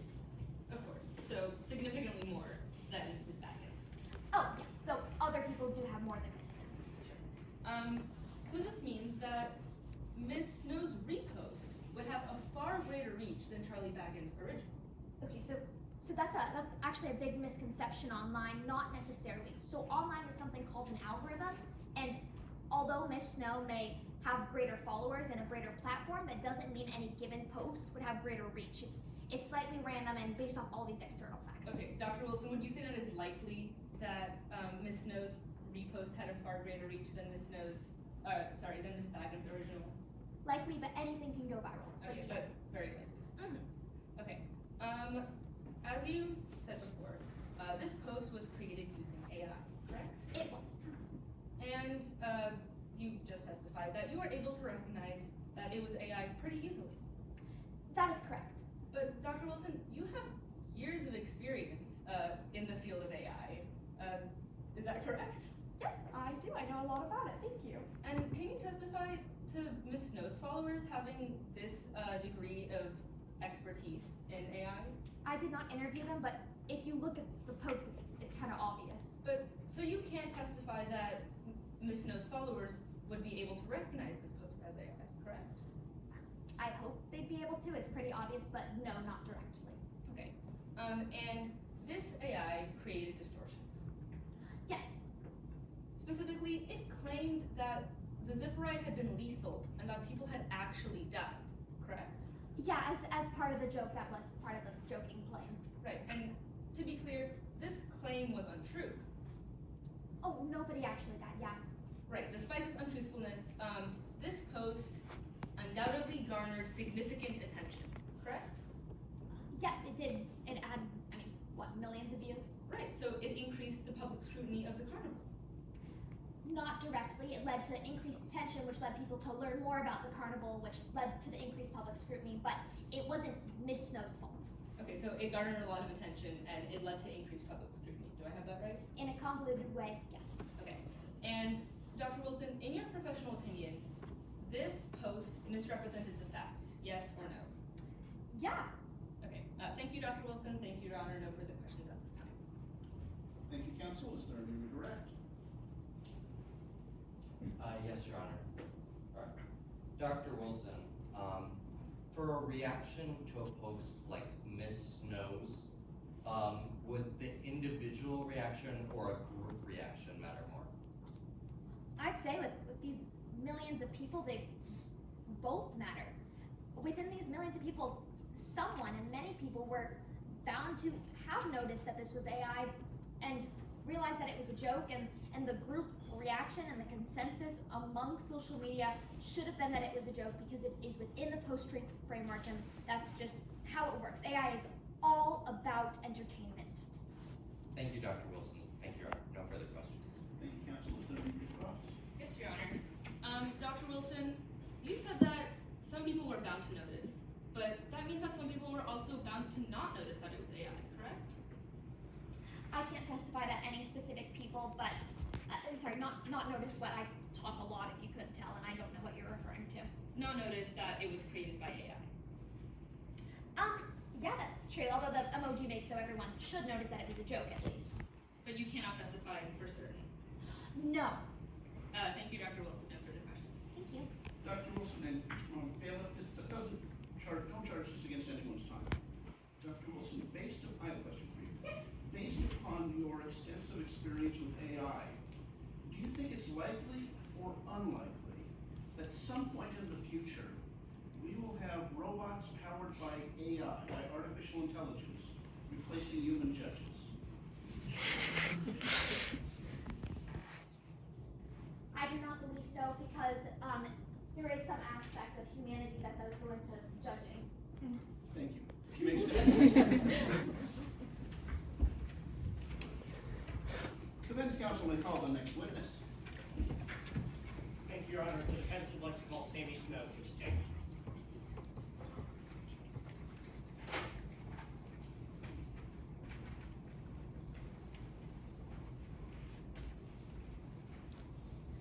Please raise your right hand. Do you promise the testimony you are about to give will faithfully and truthfully conform to the facts and rules of the mock trial composition? Yes, I do. Please be seated, state your name, and spell your last. Thank you.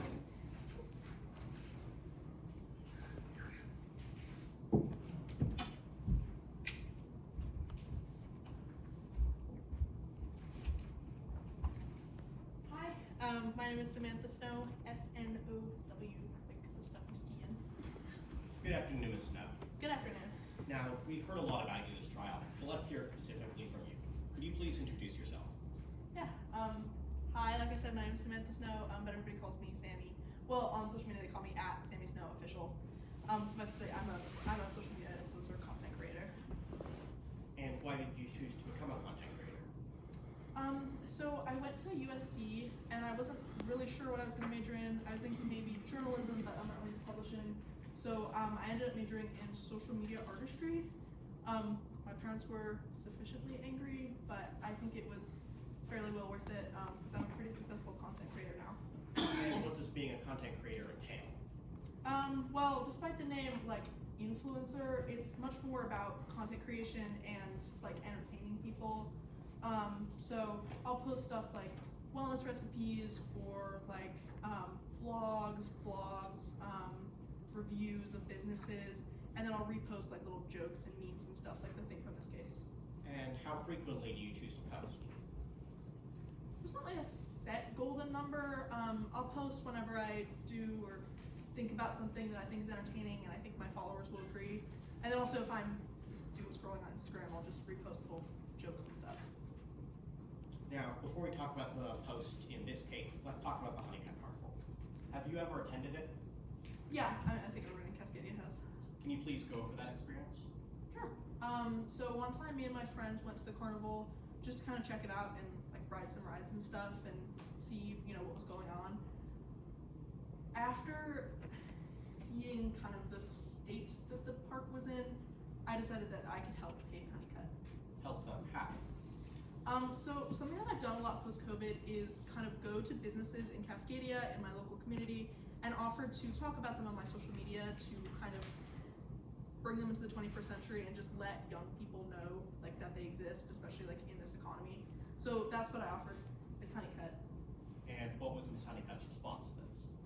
She rejected it. Honestly, I'm kind of glad that she did. And why is that? It really got me passionate about content creation and going all in on my craft of like posting stuff on the internet and just like deciding to be all in on content creation. I wish that Ms. Honeycut had let me help her before her business had to close. Thank you. Your Honor, I'm now retrieving a copy of Exhibit 1A.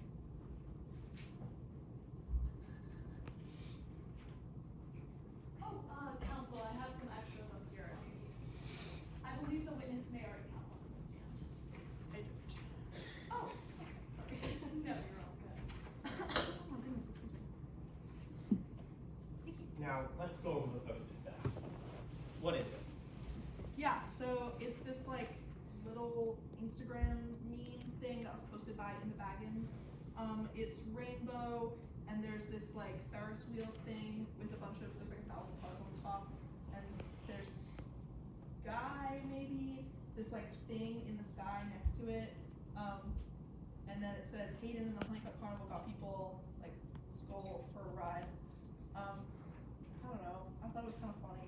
I guess it caught my attention when I was scrolling, maybe on like a bird or something. And did you create this post? No, it's a repost. So what that means is that I was on Instagram and then I saw that Miss Baggins had posted it, and I just clicked repost so my followers could see it too. And what, if anything, did you add to this post? I added this little thing at the bottom that says "won't be back," which I don't think changes the joke. And how true did you believe this post to be?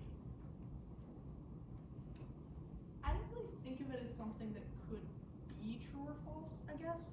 I mean, it's a joke. How true can a joke be? Like if I said, oh, why did the chicken cross the road? I'm not trying to say, oh, the chicken crossed the road. I'm just trying to be funny, I guess. So yeah, I didn't think of it that way. Thank you, and I'd like to clear up a few more things. Who created this image? Charlie Baggins. Who added this text? Charlie Baggins. Who created this post? Charlie Baggins. Thank you, Ms. Snow. Thank you, Your Honor. No further questions this time. Thank you, counsel. Cross-examination. Yes, Your Honor. Before I begin, I would like to request how much time I have remaining on cross-examination. You have 5 minutes and 40 seconds. Thank you.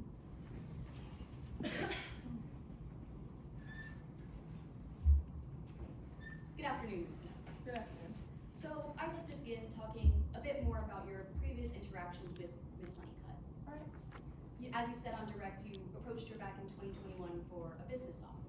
Yeah. And ultimately you were rejected. Yes. And at the time you took it personally. Yeah, I mean, I was 20 and I was kind of trying to put myself out there, and I was going to local businesses, and then this business owner was, she was a little bit harsh, and she was like, oh, you're not serious, you're just a kid. So, Redirecting yeah. you. Is that a yes? Yes. Alright. And moving forward a bit in time to Ms. Baggins' original post, when you saw this image, you remembered this experience with Miss Honeycutt? Yeah, I thought about going to the carnival, and I thought about Miss Honeycutt, and I guess, yeah. And remembering this instance, you decided the post was just a joke. Yeah, definitely. And so you didn't feel the need to check the accuracy? I mean, it tells me that it's a joke. It's AI. Is that a yes? You didn't Yes, need I to check did the check it, yeah. Right. Thank you. However, Ms. Snow, you can't testify to telling anyone about this interaction with Miss Honeycutt. From like 5 years ago? I mean, I called my mom, but I guess nobody important. Sorry. So you can't testify that anyone would be able to use this information to make the same deduction that the post was false? Oh, I don't think that the reason that it's not true or like, fake or whatever is because of my interaction. It's because it's AI and it's obviously a joke. Right. However, you did use this interaction with Miss Honeycutt as part of the reason you decided the post was merely a joke? Yeah. So, moving on, I'd like to talk about the captions on the post. As we've heard a lot today, the original caption was, Hayden in the Honeycutt Carnival got people skull emoji for a ride. Yeah, still I know.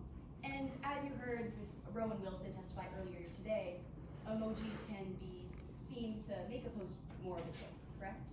Yeah. Right. And so you added your own caption, right? Yeah. And it's just said, won't be back. Yeah, I mean, there's already emojis and stuff in there. I don't think that really changes the joke, I hope. So you didn't add any emojis or clearly joking parts to your caption? No. Right. And your caption was true. You wouldn't be back to the carnival? Yeah, probably not. But I don't know if anybody else knows that. So moving on, I want to talk about some of the things that you don't just post for entertainment. You posted a few times about local businesses, reviewing them, correct? Yeah. All right. And one of these businesses was a local movie theater with a picture that showed uncleanliness. And another one was of a local coffee shop exposing it for not being truly organic. Yeah, they're beans. They said they were organic, and they totally weren't. Right. And the post today is about another local business, the Honeycutt Carnival. Yeah, in a way. And this post garnered a lot of attention, correct? Yeah, I think so. And Ms. Snow, you make a point to try and post what is truthful, correct? Oh yeah, my content creation, what I post myself, I always try to be like truthful and factual and stuff. I wrote for my college newspaper, but reposts like this and stuff, I mean, I'm just reposting so many things a day. So you do not try and make sure that anything you put out to, you do not post you do not try and make sure that anything you put out there to the world is factual? I mean, I can only do so much as a content creator, as an influencer, to post about stuff. What I post about, I make sure to be truthful, and what I repost about, it's mostly jokes, which, I mean, like I was saying, I don't think can really be true. So was this repost of yours not something you put out into the world? I shared it. So let me re-ask the question. Do you or do you not try to make sure that anything you put out to the world is factual? Sorry, I think there's a misunderstanding. What I kind of post about, I make sure to be truthful, but jokes and stuff like this can't really be truthful. So I guess, yeah, I do. I make a point too. Thank you, Ms. Snow. Thank you, Your Honor. No further questions at this time. Thank you, counsel. Correct. Yes, Your Honor. Did your interaction with Hayden Honeycutt change how much of a joke the post was in any way? Definitely not. And can you elaborate one more time on how the fact that you tried to be truthful in what you put out to the world applies to this post or doesn't? Yeah. So like I was saying, what I try to put out into the world, I definitely want it to be truthful. If it's saying something like, oh, the beans at this coffee shop are not organic. But if it's a joke like this or a meme or whatever of, a stupid AI it's not really something that I'm trying to have be true because I don't think it really can be. Thank you, Ms. Snow. Thank you, Your Honor. No further questions. Thank you, counsel. Is there any referrals? Briefly, Your Honor. Ms. Snow, is a repost a formal post? Not really because you don't make it, you just kind of share it. However, this post would still appear on your account, correct? Sure.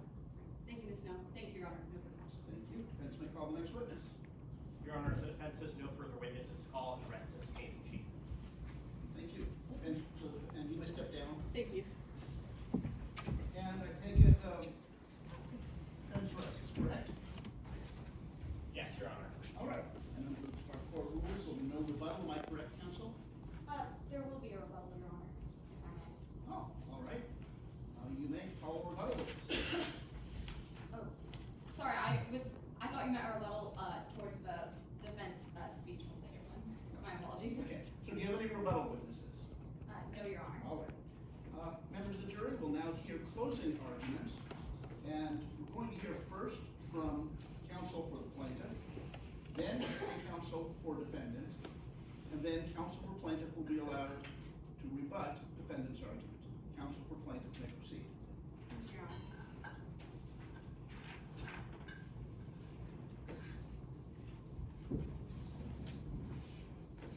Your Honor, opposing counsel, members of the jury, may it please the court. It was all about entertainment. That was all Sammy Snow cared about. When she posted about the Honeycutt Carnival, she didn't care if it was false. She didn't care what it could do to Hayden Honeycutt. She didn't care if it had a cost. And members of the jury, it had a cost. It cost a woman her business, her passion, her family's legacy. It cost Hayden Honeycutt everything. And that's why today, we, the plaintiff, have brought forward a charge of defamation. That means that we had to prove 5 things. First, that Sammy Snow published a statement concerning Hayden Honeycutt. Second, that it was false. Third, that it was taken as true. Fourth, that Sammy Snow was at fault for this publication. And fifth, that it caused damages to Ms. Honeycutt as a result. Now, we have to prove these things through a preponderance of the evidence. That means that you, as the jury, have to believe that Sammy Snow is more likely to be liable than not. That means that even if you're just 50.1% sure that Sammy Snow is liable, then you must find her liable for defamation. And today you have seen just that. You've seen Sammy Snow act carelessly, and you've seen its cost. Now, let's take a step back and walk through what we've seen today. Sammy Snow has influence. In fact, influencing is her job. She has over 4 million followers on social media. She has a loyal fan base. Charlie Baggins doesn't have that type of influence. You saw how when she posted about the carnival, no one saw it. But when Ms. Snow reposted that same image to an audience of almost 1 million followers, people listened. It wasn't just an implication. You heard Ms. Wilson testify that she, as an expert, couldn't predict how Ms. Snow's audience would react to the image. It was posted as fact, and it was taken as fact. People listened. You heard how people showed up at the carnival verbally and physically harassing employees. Denny Nugget, an employee at the carnival, testified how people wearing shirts with Ms. Snow's face on them threw a milkshake at him, and even went as far as to call him a professional murderer. Members of the jury, people believed Ms. Snow's post. They believed her, and their reactions caused the Honeycutt Carnival to close. All because of one social media post that today you heard wasn't even true. Sammy Snow said that she had no reason to believe the post was false and no reason to believe that people were actually getting hurt at the carnival, but members of the jury, she posted it anyways. She didn't care if it was false. That is carelessness. And that carelessness caused Ms. Honeycutt's carnival to close. Members of the jury, carelessness comes at a cost. For the Honeycutt Carnival, this cost wasn't just reputation. It wasn't just revenue. It wasn't just customers. It was a woman's business, a woman's passion, a century-old legacy. And it all ended because Sammy Snow simply didn't care. Members of the jury, we are sure that after reviewing the facts and evidence laid before you today, you won't choose carelessness. You will choose truth. You will choose responsibility, and you will hold Sammy Snow responsible for the cost of her carelessness and find her liable for defamation. Thank you. Thank you, counsel. At this time, members of the jury, I'll invite defense counsel to deliver closing argument. Thank you, Your Honor.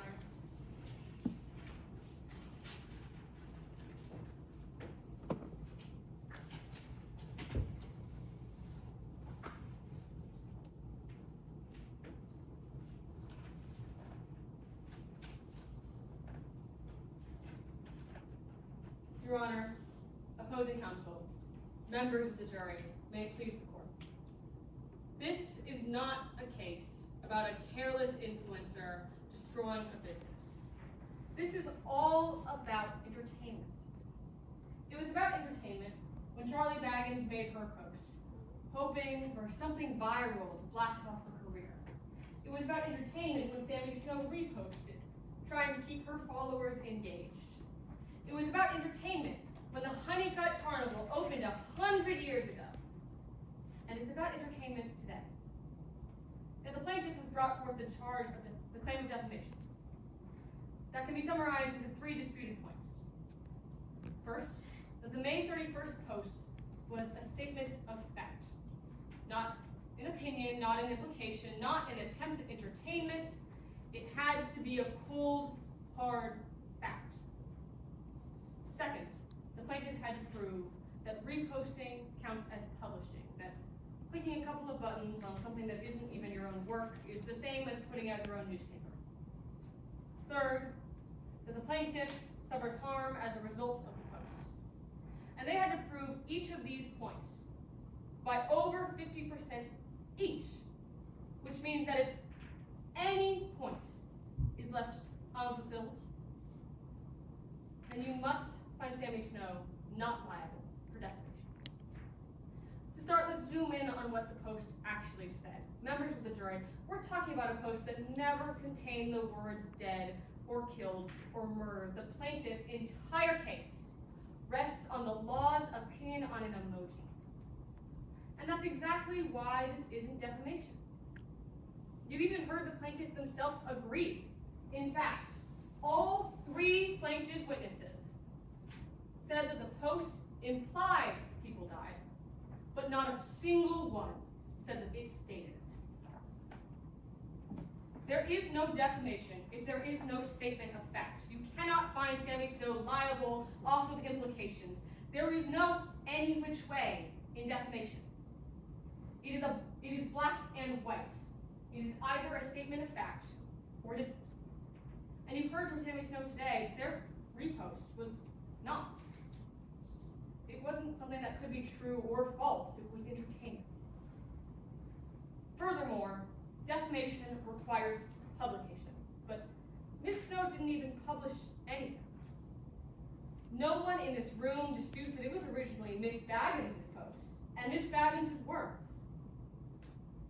Think of what you know to be published: newspapers, books, journals. But Instagram jokes? Do they fit the bill? Publication requires drafting, editing, revising, outside review, on and on and on and on, and the plaintiff wants you to believe that all of that is equivalent to a couple of clicks. And you've heard a lot about Sammy Snow's carelessness today. But let's talk about Hayden Honeycutt's. 80 years at the carnival, no incidents. Then Hayden Honeycutt comes into power. 2 ride failures after none for 8 decades. And the plaintiff can point again and again and again to the summer profits, but you know that Morgendorf brought no evidence to support that. In fact, the only evidence they did bring showed the steady decline of the carnival. And then you heard Ms. Dorf herself reaffirm that testimony here today, that the carnival had been in decline for a while, for years. The carnival didn't close because of Sammy Snow's repost. It closed because what it offered, a place of childhood joy and safety and fun, was traded carelessly for ride failures, loose bolts, and day-old food. The carnival closed from its own inability to produce entertainment. Now, the plaintiff has failed to meet their burden of proof today. They've had to prove that emojis count as facts, that sharing a meme is the same thing as publishing a newspaper, that a terrible quality, AI-generated, oversaturated repost took down an 100-year-old establishment. If even just one of those points is too unbelievable to you, then you must find Sammy Snow not liable. And after reviewing the facts and evidence provided to you today, you will see that Sammy Snow is not liable for defamation. Thank you for your time. Thank you, counsel. Now finally, I'll invite counsel for plaintiff to deliver rebuttal. Yes, Your Honor. Before we begin, I would like to ask how much time I have remaining for I guess it's about 40 seconds. What does It, the bailiff say? it is 49 seconds. Go with that, counsel. Thank you, Your Honor.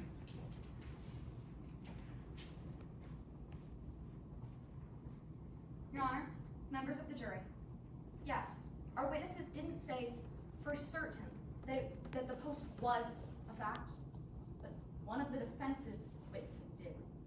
Ms. Rowan Wilson testified that the post was a claim that someone died. A fact. A cold, hard fact. It was all about entertainment. Sammy Snow chose entertainment over the truth. She chose carelessness over the truth. We are sure that after reviewing the facts and evidence laid before you today, you won't choose that same carelessness and will instead choose the truth and find Sammy Snow liable for defamation. Thank you. Thank you, counsel. Before we close the trial, let me ask counsel for the plaintiff first.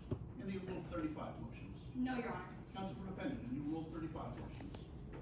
No, Your Honor. All right, then let me say in the case of Honeycutt versus Snow, the winning party is Grant High School. Well done.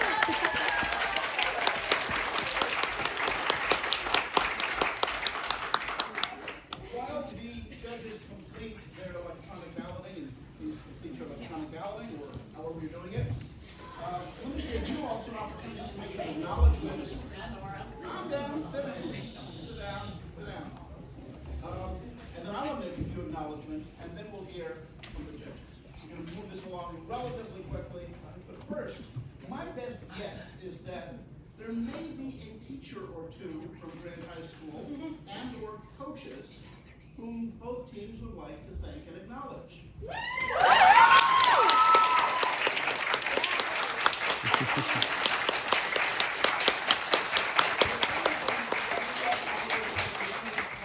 Just let us know who they are. And thank them. Tell us. We have Mr. Williams, Mr. Morris.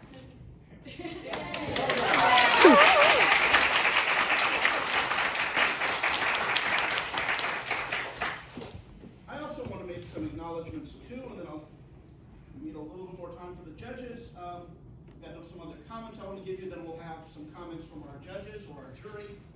But I want to say, to put together a program like this takes an awful lot of work, and I want to thank the Civics Learning Project for all of the time, all of the effort that they've put in to make this turn out so well and work so beautifully. And I want to acknowledge some specific folks. We've had 4 volunteers that have helped us through this weekend. Crystal Briggs, Caitlin Lindemann, Jonathan Schumann, and Anna Mueller. So thank you all very much for volunteering your time.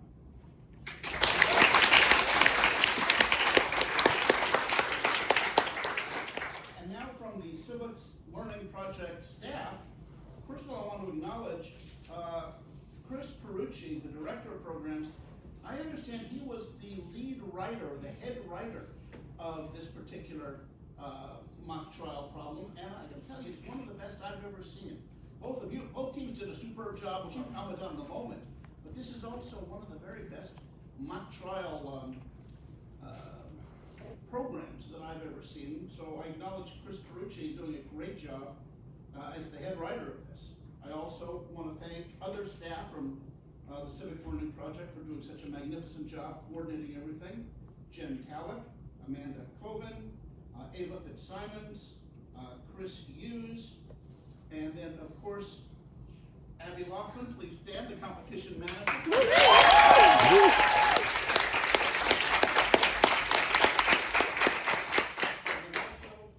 Beth Cook, our deputy director, and Sam Kang, our executive director from the Civics Learning Project. Are you guys in the room? You are not?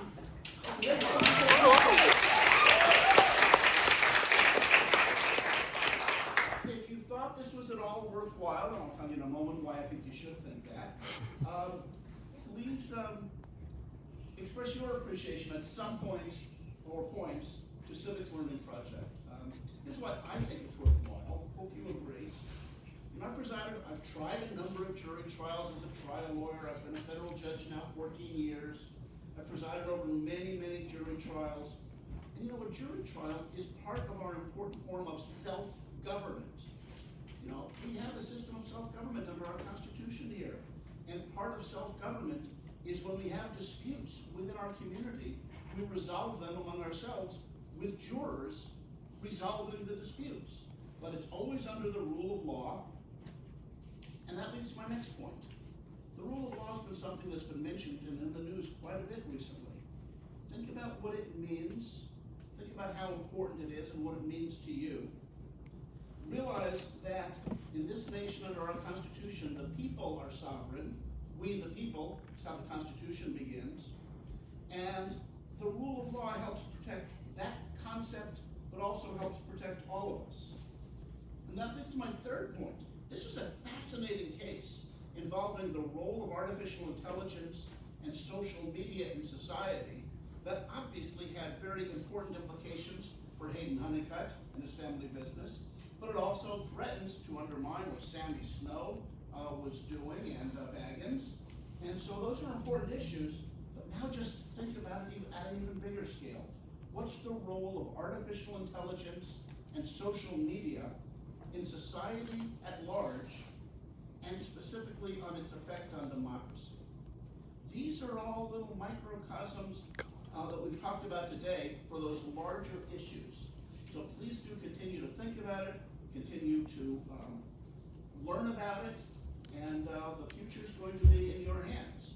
In a moment, I'm going to turn it over to the judges for a little bit of feedback for you, but I'll tell you, over many of the trials, the jury trials over which I've presided, you all have exhibited some of the highest degree of talent I've seen. You're not among the very best, but I guarantee you, you're in the top half.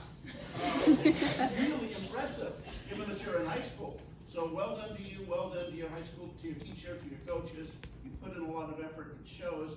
Congratulations. I think the judges may be done with their tabulation. Before they announce, could I? Absolutely. I want to state, these folks, they work so hard and they've learned so much, but it's not the amount of hours they put in or the work they put into it that makes them such a great community. It's the care they love that they have for each other. What you see here is just the surface. Their care for each other goes deep, deep, deep, and it applies beyond mock trial. It's everything they do in their lives. They really support each other. And so I just got to hat tip to all of you for the love that you have for each other. That's one, and one thing you may do, and I've seen it progress in the future, as you move on from high school, as you go off to college, or you do other things in your life, keep in touch with your colleagues here. Keep up your reunion group. My guess is there's some way in social media that you can all stay in touch with each other. Maybe come back for a 3 or 5 year reunion or a 10-year reunion. Feel free to do all of that. Keep in touch with your teacher and your coaches. So well done to you all. Does any more of our jurors need any more time? Seeing no hands, in that case, let's just go down the line, and I'll briefly invite first Judge Silapasi, and then Mr. Fuller, and then Judge Lageson, and then Justice Bouchon to deliver comments to our students. I just want to echo a little bit of what Judge Simon said, but first I want to thank everyone who worked tirelessly, not just our coaches, but the family, the siblings, all of you who have been here, driving them countless days and nights, and the levels of support really shows, because the way that you demonstrated and you crossed and you redirected, you truly were passionate, you played your role so well. I'm really looking forward to seeing many of you in my courtroom someday arguing cases, so thank you.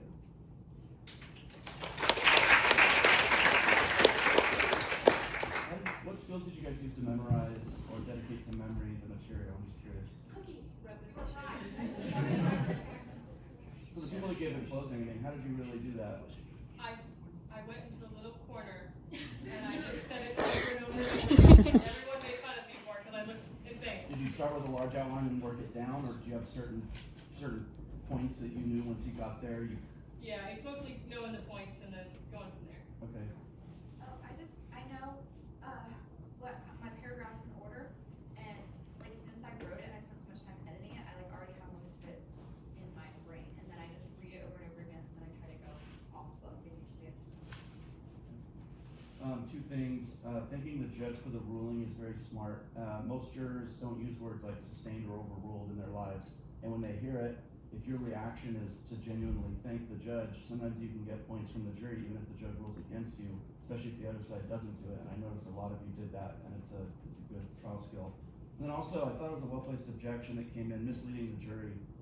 Me and my friends call that a meta objection, meaning it serves two purposes. It serves a real-life purpose. The jury hears that. A lot of judges will have argument outside the jury, but when a lawyer pipes up and basically accuses another lawyer of misleading the jury, it's a great opportunity for the responding lawyer to also explain, well, I think it's only fair the jury hear this evidence and they can decide for themselves, something like that. But they suck to deal with, because you're in a rhythm there, you're trying to go, and then an objection like that can sometimes screw you up. So think about also the meta effect of the objection in addition to the ruling you're going to get one way or the other from the judge.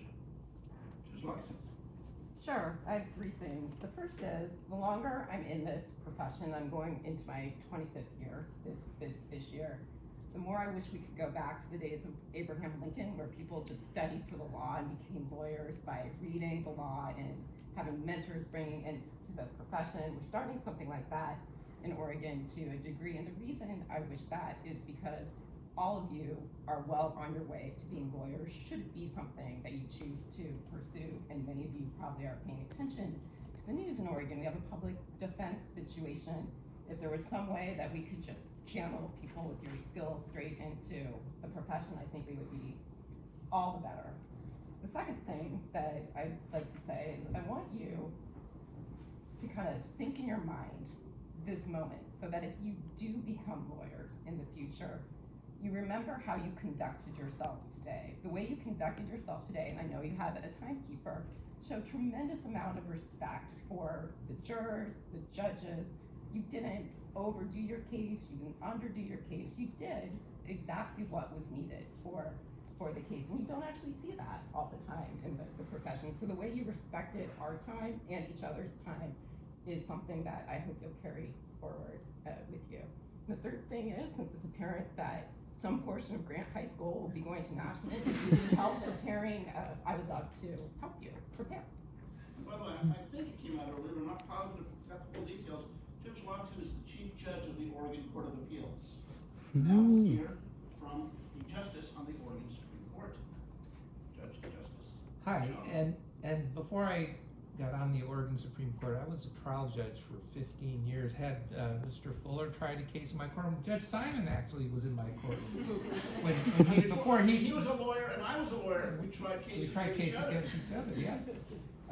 And I want to echo what Judge Lageson, who also happens to be my wife, mentioned, and that is that the respect that you showed for each other and for the process that was really impressive to me. I hope you keep that. Not only if you become lawyers and end up trying cases in courtrooms, but just as people, treating each other with the respect that you did today. was really impressive. I also wanted to give a shout out to the witnesses, because you guys were great. I mean, you didn't have to do any of the attorneying piece of it, but you had to really get into a role, and it was much more of an acting. Really, I was very impressed by all of the witnesses. So, fantastic job. I also wanted to give a shout out to the students who acted as attorneys doing what is often a really hard and thankless piece, and that's the direct examination. That is, it's really hard. You want to get the attention on the witness. You got to get the story out in small bites so that the jury understands it. And you all did a really nice job. I was very impressed by the way you handled the direct examination, because it doesn't get a lot of glory. It's not like cross-examination where you get to lead and you get to kind of get some concessions out of the other side. But it's hard. It's not easy to do. As a former trial lawyer, I always found it to be the hardest part of the trial for me. So, nice job on all of that. And thank you all for the time, and your parents and teachers and everybody who helped you get this far. You're all winners in my book. So, nice job. Thank you, Judge.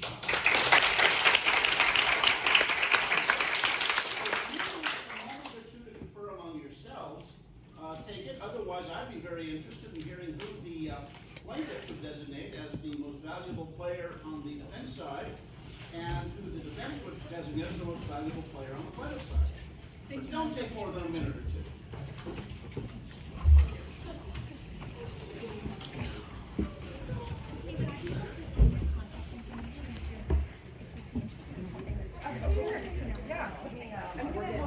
Yeah.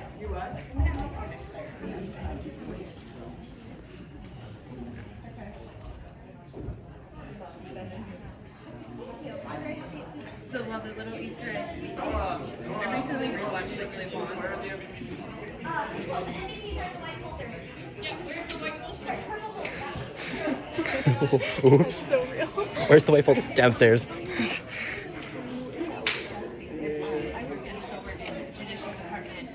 I'm helping write the school impact statement for legislative team. I heard CLE last week on constitutional law. I just wanted to say it was awesome, and you did a great job, and I really appreciate I'd like to go over the there. judge. I'd like to go over there. Second person I've met from the You're not supposed to talk to them I about haven't met anyone in Well, person. I don't think it matters. And so it's really nice to see you out in the world. I met people I just wanted to say I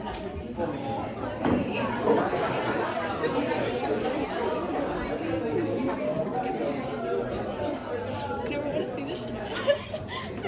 Like this. Oh my god, Isaac started writing on the exhibits because he's like, I never have to touch these again. Oh my god. Thank you so much for recording. Of course, thank you. Oh, this is so exciting. Oh my god. Glad you're here, thank you. Yeah, of course.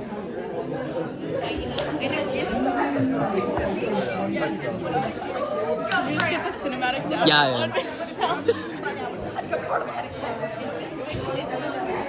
First time in 26 years. Yay! Yes. Wait, can we make this a documentary? Oh shit. High school's journey to success. 26 years. Yeah. And then we die. I think one person before the last thing needs to jump up. Yeah. Like with the legs like that. Oh yeah. No, that's gotta be you, Sam. That's you. Hey, Nora. Please get a team photo before the results are announced. Yes! Smiling photo.